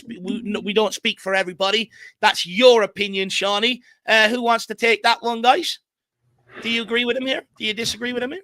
It's so easy to say, like, in-game management and just like 2020 hindsight in like every scenario, right? Like, oh, if he did not A, B would have happened and then C would have transpired, right? It's not that easy. There's a lot of things going on in the background. We already said about injuries, right? We push these players to the red zone every single game, and like maybe there's personal things going on, maybe there's rifts happening, who knows, So as for in-game management, I think Ange Postecoglou has proved himself more than adept and able to change the game in certain scenarios. The first season, it was a learning curve in so many ways. Does he do it regularly enough for you, though, Donovan? Because I've been banging on about for some time, to be fair, where you look at the Brighton game, the Palace game, the Ipswich game, the Leicester game, Newcastle game, Arsenal game, all in the balance, and a couple of right decisions probably could have swung it our way. Yeah, but then the most impressive result so far in Ange Postecoglou's tenure, that Aston Villa game, proved absolute brilliance on the touchline management and game management, right? So we give Ange Postecoglou the right tools to build whatever he needs to build, and that's going to change the equation as well. And could also use a little more youth development. Well, we've gotten rid of the players that have not done it. We've seen the Dylan Markandays go out, and that guy, I can't even get a professional minute past League Two now. We've seen Harry Winks get shipped out. We've seen Oliver Skip get shipped out, right? Lewis Binks, half the population can't even tell me who Lewis Binks is, right? We have an Alfie Whiteman goalie who can't even start for the Orlando City in the MLS, right? The USL Pro team, right? So we're weeding out the old with the first team. We've brought in a winning culture through that first team, youth team. We've won countless Premier League 2 trophies. I don't know how we did in the Papa John's Cup. These new crop of youngsters have tasted success more than the first team, and we're seeing that with Mikey Moore. So it's going to take a couple more years, but some of those names, man, like who couldn't love a name like Casanova, coming on through, right? So I think it's a bit reactionary, Sean. I love you, man. But I know nobody loves losing against Ipswich, right? So yeah, it's just a tough one to take, man. And when you lose against Ipswich, man, just hearing you guys talk about it was bringing up that frustration, man, of that last 10 minutes, man. I was so angry, and I still am. So that goes on today. The lads have to have a result, because if that's one of the things I was going to touch on earlier, Dave, is that today is important to see in the first 10 minutes if these players are fully behind Ange or not, and if they're fully bought into this project, and if they are just collecting a paycheck, or if they really have Tottenham even like 5% in their DNA. Because if they did, they would not take that loss on the chin, and they'd be coming off of blood. I mean, that first tackle that you're going into, right? You're going into a Romero tackle, right? On Holland back at the lane, right? Sonny, you're going to be taking on his fullback every single time.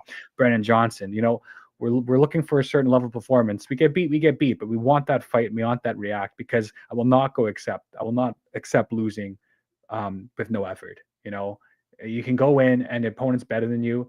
9 times out of 10 you get bet, whatever. That's how it works. But to go in with your head down, body language just miss, willing to throw your toys out and throw another manager under the bus, yeah, that stinks of losers. So our first 10, 20 minutes is going to really determine this game for me, Shawnee. But big up, man. I love you. Big up, Shawnee. Really appreciate the support, brother, and really appreciate the longevity of the membership, my man. We've got this from Wayne Bonner, member from 39 months, says, what's the crack with the rumor about Ange and Madison falling out? Your thoughts? Yeah, on that, look, this is one I actually seen on Twitter 3, maybe 4 weeks ago, maybe a little less. I remember bringing it up to Jack in the background, and, you know, this guy basically put out and said that the falling out between him and Postecoglou is Madison and Postecoglou is personal, which probably alludes to why he's not getting much minutes on the football pitch. And he went on to say a couple of other stuff. I can't remember it word for word. I think he said maybe there's a couple of other players maybe slightly discontent in that as well. Look, I'm hesitant to give it too much credence because it is off X and stuff like that. But it doesn't take a genius to look from the outside looking in that there's obviously something going on between Postecoglou and Madison. Biggest game of the season, the cup game, Madison doesn't feature. Then you're thinking, okay, he's a start for Aston Villa, held back for that game. Comes on with 2 minutes to go. Plays against Galatasaray midweek with the kids. And then Ipswich were dying for a bit of creativity or flair through that midfield. He comes on the 88th minute. So it doesn't take a genius to work out that something's not right there. But I would argue, as first on it before anybody, I sort of highlighted it. I says, look, something's not right there. To be honest, there was that Dave. There was that situation, right? What was the game he scored? The Villa scored the free kick. Was it Villa? And after the game, there's a bit after the game where they pan over to Postecoglou, and he's got his arm around Madison, and he's telling him something in his ear, and you can tell Madison does not want to know at all.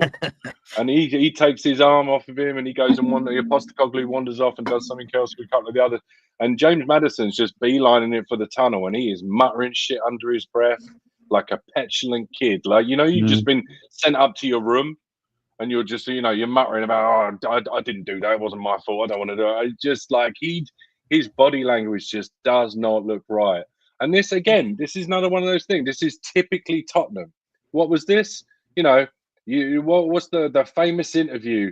Whether you come to Tottenham or not, you'll see a different team, blah, blah, blah. And that's what made me want to come and da-da-da-da-da. And yeah, typically Tottenham. We've taken a player that we all thought was going to, just take us to, I don't know, necessarily take us to the next level, but he was supposed to be what we'd been missing since Christian Eriksen. And let's face it, apart from maybe the first 10 games last year, first 10 games last year, and, a few games beginning of this year, he is absolutely flattered to deceive. But, that it seems to be it's a combination of everybody's fault. Do you know what I mean? Because he's acting like an idiot. Postecoglou's pissed off. I don't know, man. I don't know. Prima donna. I would say, Look, I would say there's definitely something going on. I think you've got two guys with two egos, right? James Madison has an ego, Postecoglou has an ego.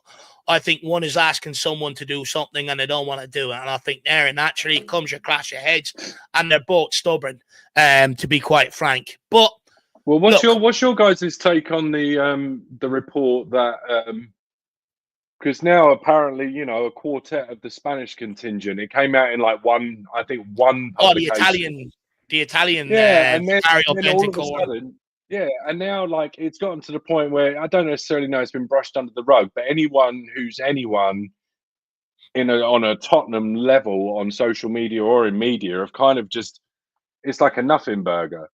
Well, I think we'll find out today, right? Well, exactly. The manager or not. If they're not paying for the manager, they don't run. Right. But, you've got a situation like Bentancur's out, right? Because he starts his ban. Am I right in saying that? Yeah. Yeah, he starts there. Yeah. So apparently one of the players was Bentancur. He's out, so he can't run anyway. Apparently Madders is another one. Well, he's been starting on the bench anyway, so we won't know.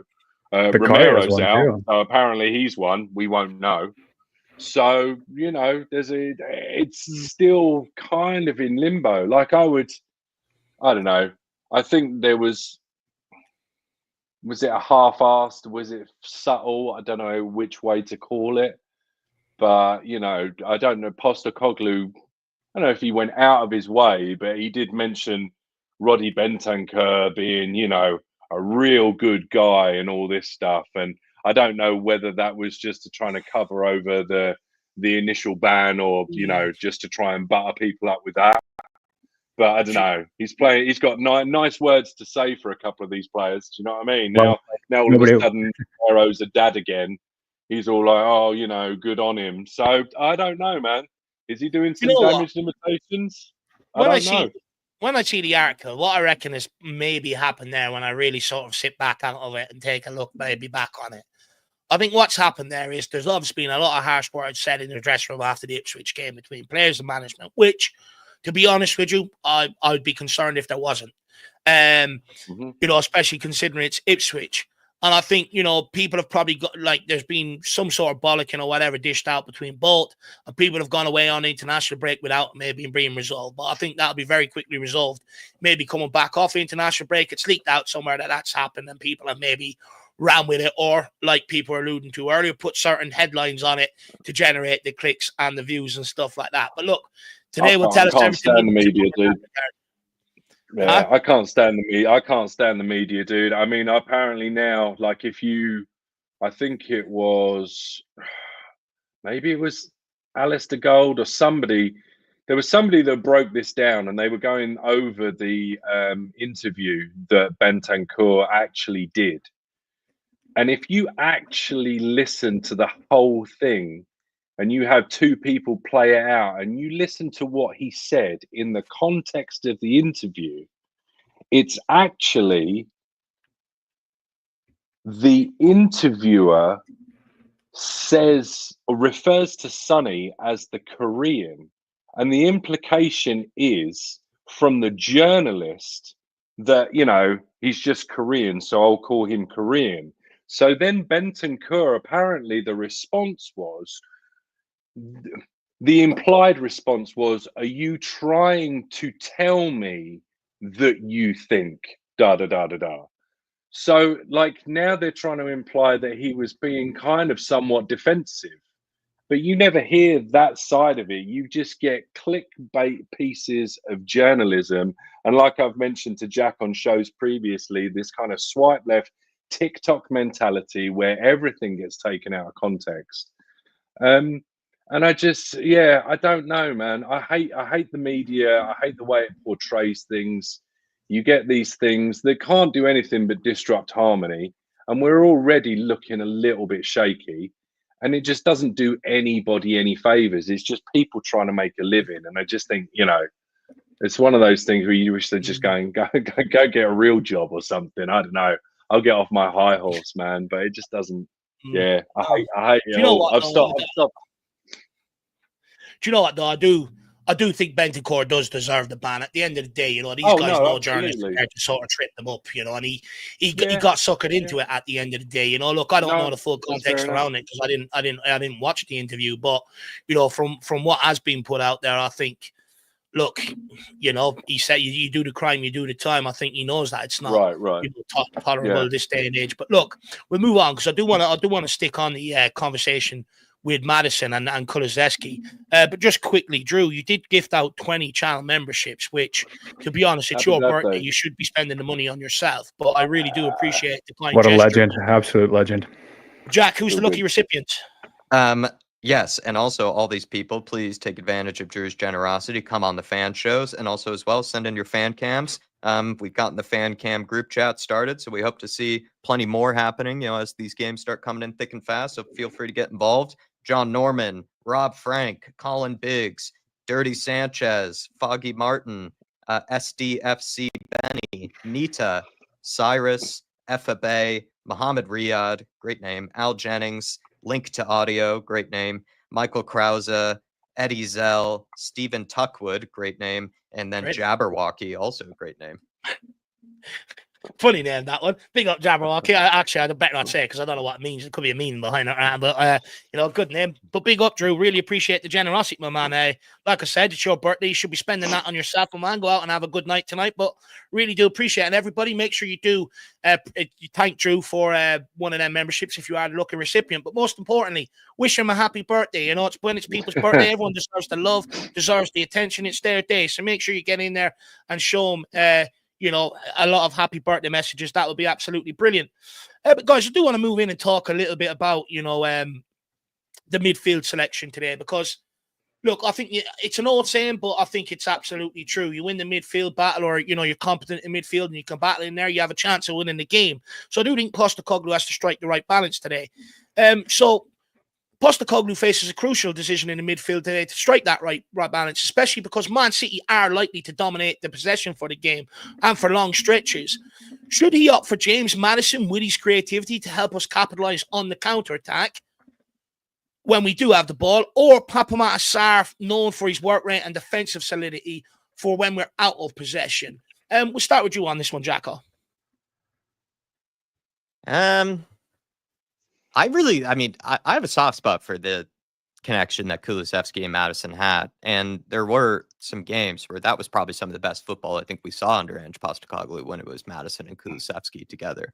That being said, though, I think Papamata Sarr has been playing so well that I don't know if you can really drop him, especially for a game like this where it does make a lot of sense to play him for the defensive reasons, for the pressing reasons, for the physical reasons. The guy isn't really someone that's going to shy away from a tackle. Anytime that someone tries to stand him up, he's there, throwing his shoulder into things. He's not afraid of the physical side of the game.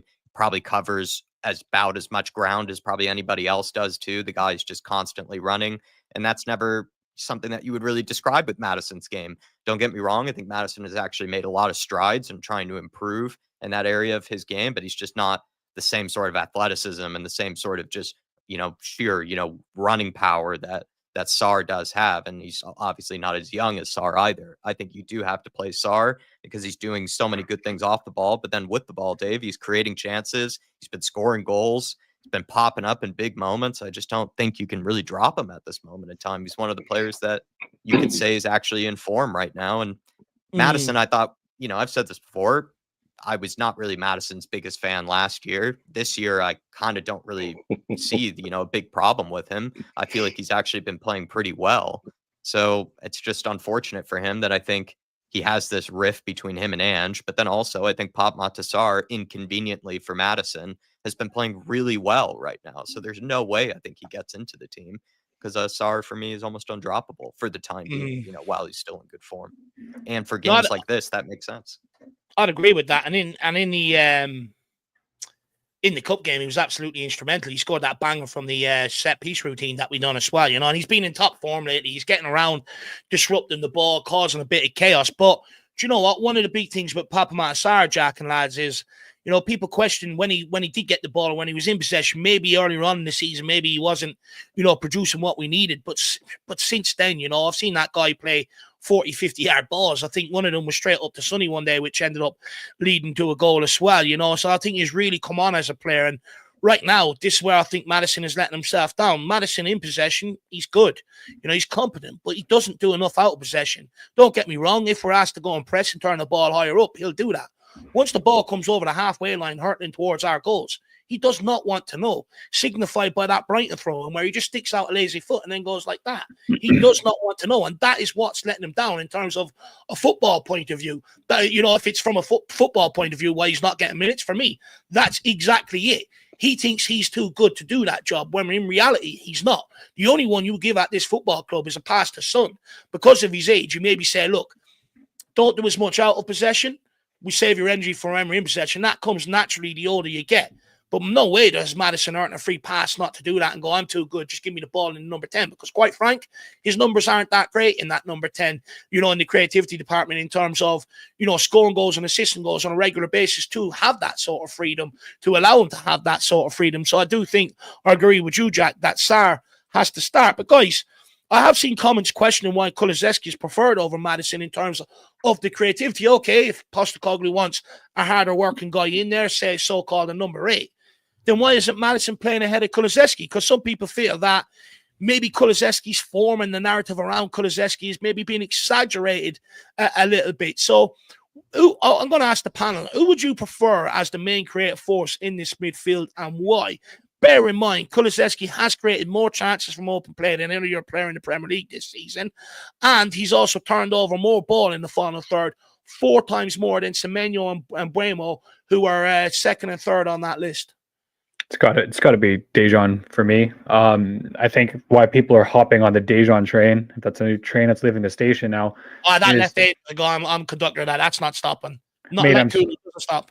Mate, I'm sorry I got off for a piss and I forgot to get back on, I guess, because the guy, I totally lost faith in him when he was on the wing there in a Conte, but now the guy's producing glimpses of, dare I say it, world-class ability in his position, and we're seeing it now on the pitch. And one of these things I wrote down that I want to talk about today is that this came out of nowhere for me. You know, the lad, I applaud him for building in silence, and there's so many players like his rival counterpart for that position in the creativity role love to go on social media and love to go on dart shows and billiard shows and show off how nice their house is and their tattoos and their haircuts and everything, and we'll talk about how they need to be in this national team setup and they've done this and this is why I need to be here. Well, Dejan has just shut up, put his head down, and after dropping an absolute banger against Manchester City, the Centurions, says, yeah, I just raised my game against Manchester City because they inspire me to be best, and that's what champions do, and then kind of walks off with his Swedish swagger. So the guy for me, now that Kane has left and Son is stepping out of this the twilight of his career into a more impact role like these players do at that age, we're seeing Dejan just grab the reins of this ship, or whatever analogy you want to use. He's grabbing his opportunity. He's not coming out in the media with these flashy remarks or these posts on social media begging for attention, and he's put in the hard yards. For me, it's Dejan Kulusevski 100%. Irish 60 left from Sweden. Backtrack a second here. After I see this, what this is this the lineup? What's this? Saying that, this is the lineup. I think Jack will probably bring it up with more, I don't know, maybe more, Jack will do it more sort of focused. I don't know how to do it. But surprisingly, Madison does start in the midfield today, everybody. So the lineup is as follows. Vicario in goals. Pedro Porro at right back, Dragosin and Davies at centre back like expected. Udogie at left back. Hopefully he's not sleeping like that today. We've got Papamata Sarr, Bissouma and Kulusevski. Oh, it looks like Papamata Sarr, Bissouma and Madison through the middle with Kulusevski out right, Son on the left and Solanke up top. I just wonder is the change with Kulusevski out right to give us an out ball and maybe expect that Man City. I actually think Postecoglou might have listened to my predicted lineup. I know a lot of you didn't, but I think Postecoglou did because I alluded to that, with that back line, they're going to press Dragosin and Davies and try and cause us trouble. The ball go back to Vicario an awful lot. And rather than try and play back through like we did against Palace and teams like that, or I go back to Newcastle last year where we kept them trying the same thing away from home, trying to play through them, you do need that out ball. And hopefully between Kulusevski and Solanke, we have that. And we can just get straight bypass playing through the rest of the third straight onto them. Might actually be Sam Allardyce ball today, guys. So that might shock a lot of people. But Jack, let's name the bench and get people's thoughts on it. Fraser Forster is on the bench. Jed Spence is on the bench. Hardy, I'm not sure if I'm familiar with that person in the academy. That's interesting. Archie Gray's in there. Bergvall is in there. Olasesi, we're aware of him. Callum Olasesi, very talented. Brennan Johnson, that's obviously the key decision there by Ange Postecoglou. Decided to drop Brennan Johnson and play James Madison. To a degree, I think Madison as well. Probably maybe on Drew's birthday. Come on, Jack. That's harsh. And James Madison, you could say maybe more well rested. And I don't know. Ange could also be saying things to us, saying things to the media about the rift supposedly between him and Matters. I'm not sure. An interesting call. Werner's on the bench, of course, and then Will Lancashire is being added to the bench as well because, of course, Richarlison is out injured. No Mikey Moore. He's still hurt and unavailable, or I think he had a virus or something like that. But that's the bench day. Do you know what? It's going to be a huge day for James Madison. Restored into that starting lineup. Let's see if he takes it with both hands. Going to be a huge, huge day for James Madison. Kulu back out on the right. I was on the cheese room last night. I think it wasn't a HJ. I don't want to give him too much credit there, actually. It was Dave Harris, the other namesake, the Southern Hemisphere. Dave Harris, he was saying maybe about getting Kulu back out on the right. And I think he also gives Porro a lot more protection down that side. I wonder if that got a lot to do with it today as well. Something else I alluded to in my pre-match build-up. But Drew, I mean, look, Johnson dropped on your birthday. What's your thoughts on that, Hash? Because he's actually had a fairly okay campaign this year, a fairly decent campaign. Apparently it's James Madison's birthday, by the way. Yeah, happy birthday, James. I wish him happy birthday if he does well. If he doesn't, he's not If he doesn't do well, he can have all his presents taken back. Do you know what? I don't know. I was just about to get really cocky and be like, well, can anybody in the chat even tell me who Manchester City's left back is? Because I don't even think they play with a left back. And fucking Johnson would have had a field day today. And then I looked it up and it's Josko Gvardiol. So probably just better off just shutting up. I don't know, man. I mean, I think he played 90 minutes. I'm not sure on that, but I think he had played at least 190 minutes during the international break. Tactically, I think it's probably better to be a bit more solid. Like you say, Kulusevski does give Porro more cover. Yeah, I mean, I'm honestly... The only thing I'm really expecting for this game is for everybody to lose their fucking minds afterwards. That's the only thing I'm really expecting. So I don't know if we grab something. I always really, I've said this before, I always really, if there's 3 points up for grabs, then I really want 3 points until they're not available anymore. But I know, Mr. Kryptonite, Lex Luthor, all that. I don't know, man. I just don't see it today.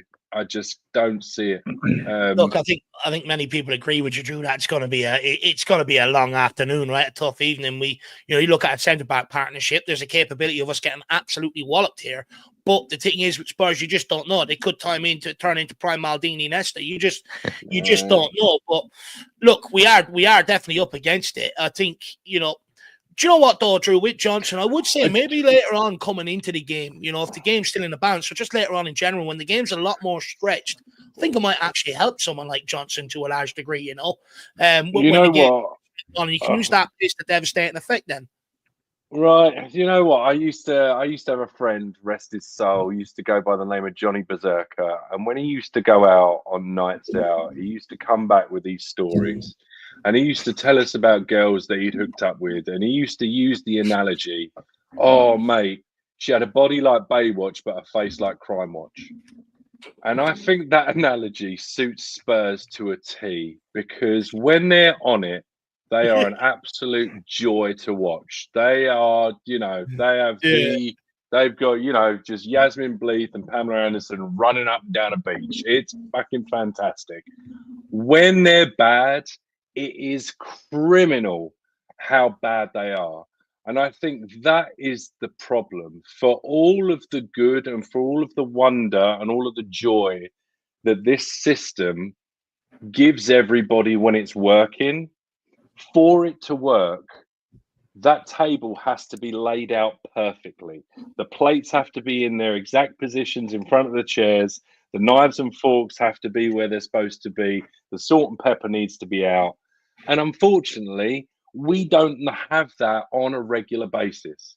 And this is why teams like Manchester City do well, because they've got world-class players across the board and they can lace them in and out. And we just don't have that.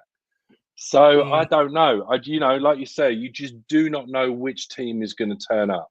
I hope that we just put in a performance. That's all I want, right? That's all you can ever ask for. I just want us to give it a go and not look like a bunch of idiots. Yeah, 100%. Look, no one wants to be the laughing stock after tonight's game. The whole world's tuning in, So, look, I want to see a performance bare minimum tonight. Donovan, what's your thoughts on the starting lineup, lad?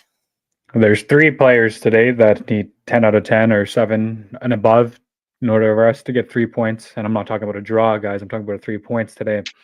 It's Davies, Basuma, and Kulusevski, because we've run Sonny into the ground for the last 3 years. He's done his time as far as I'm concerned. You can build a guy a trophy. You can let him retire at the club, do what he needs to do. He's done in service. You can lock any striker out of a game. You saw Holland being silenced numerous times with Romero and whatnot. So Dom Solanke is going to be as efficient as the service we give him in this kind of game. He's going to be relied on his hold-up play and his linking up with more than his finishing if he gets a chance. Kulusevski needs to be that. I look back at the Kulusevski performance versus Tomiyasu. He had the guy on toast. He's able to bring the physical players in because players don't know how to mark him.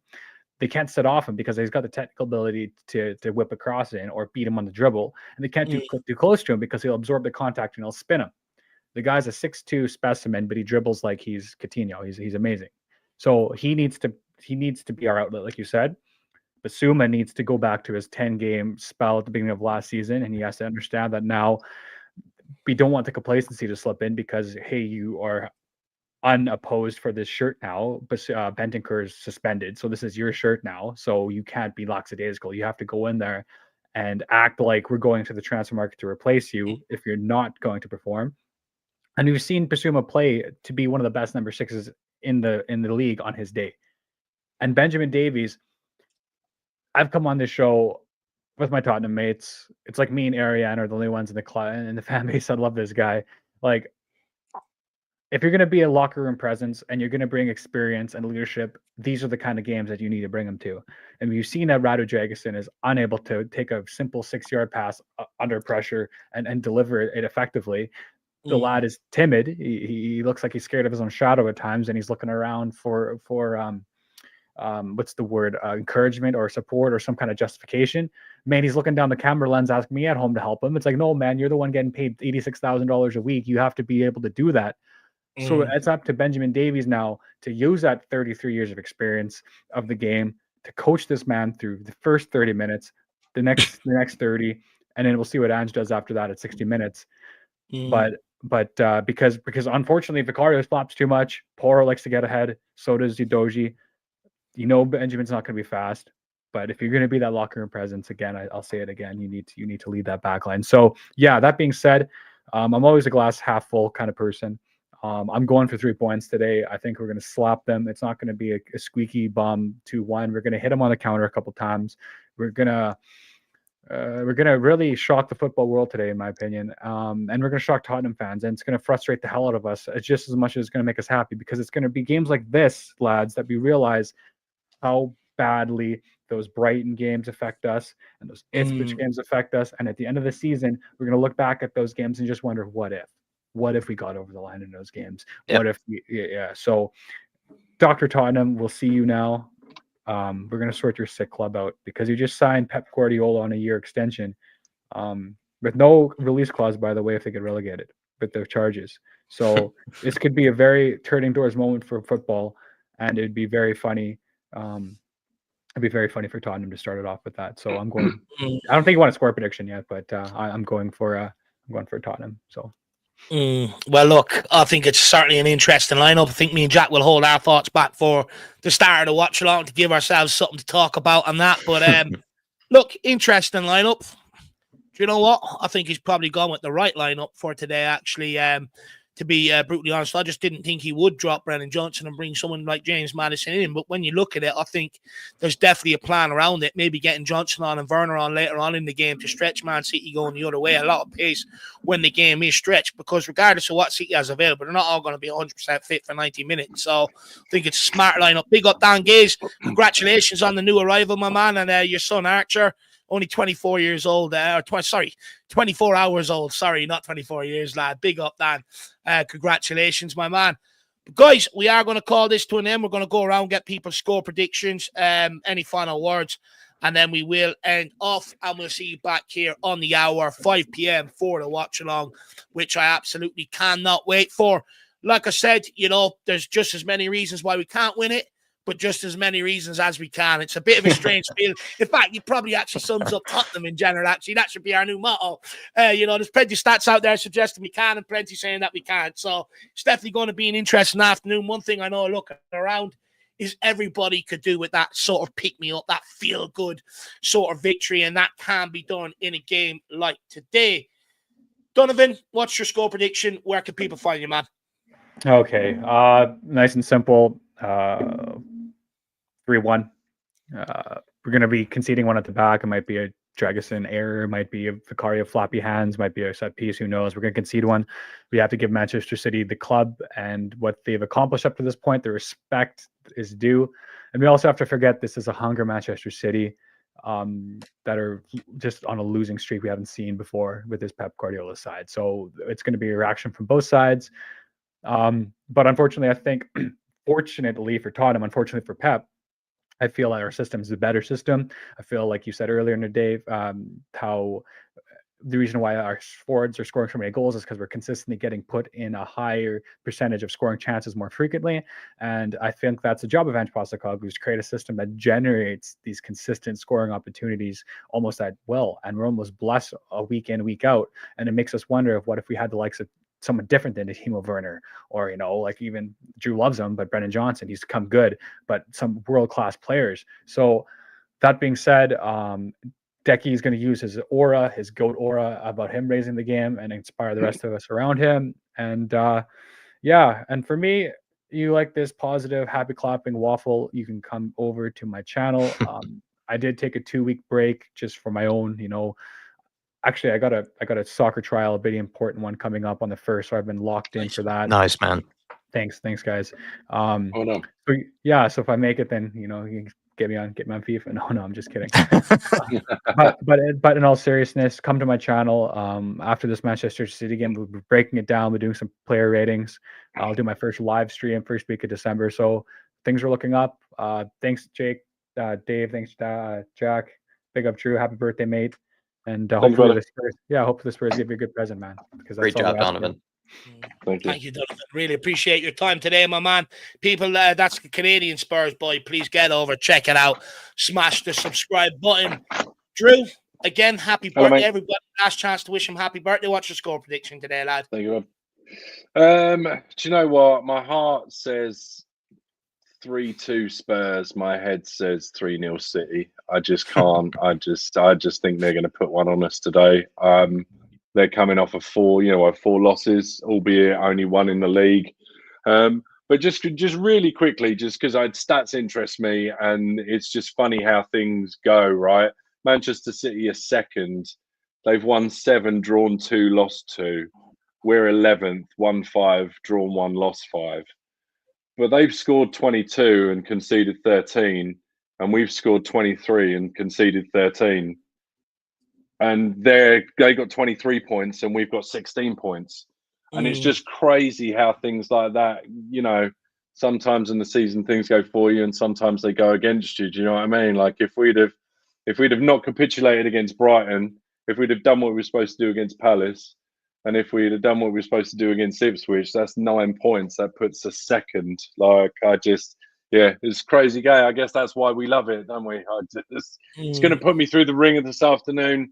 Hoping for the best. I really want some birthday joy. Do you know what? It's the wrong day to have a birthday. Never good to have a birthday and Spurs playing on the same day, because it's absolutely set up for failure, set up for heartache, set up for to be pissed off. But look, hopefully today we can buck that trend and get you the victory, Drew. That would be absolutely brilliant. But guys, thanks to everybody. Just thanks to everybody as well in the chat for saying happy birthday. Everybody that got memberships, go and see these guys because they do put on some brilliant membership content, and it's well worth getting into. And hopefully we'll see you on the members show. And thanks everybody. I appreciate it. 100%, guys. You know, look, this isn't easy for Drew, by the way, as well. He's going through a bit of a tough time at this moment in time as well. So if you do see him around here, other streams, please get in there, show him a lot of love, and check in on him and see how he is.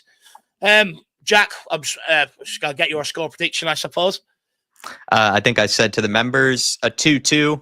And that's actually me being a bit of a mix of heart and mind, you know, kind of 50-50. I'm praying that we get a good result. But as I said to you, Dave, I'm really not putting that much emotional weight or kind of pressure or anything on this game. It's kind of the games after this one that I'm a bit more fearful of, more nervous about, kind of more judgmental about, you know, with whatever the outcome will be in those future games. It's not this one. This one, we'll see how it goes after 90 minutes. We'll see if you and I are still all in one piece. Maybe we'll be celebrating off the rooftops, or maybe we'll end up having to go through some of those speeches as we usually do. But Dave, yeah, I'm going for a 2-2. Mix of heart and mind with that prediction. Yeah, look, sadly, I think it's going to be a day or a game where it evokes every emotion in the human body, probably pull out emotion you didn't even know you had. You know, you end up bringing out a new one in us.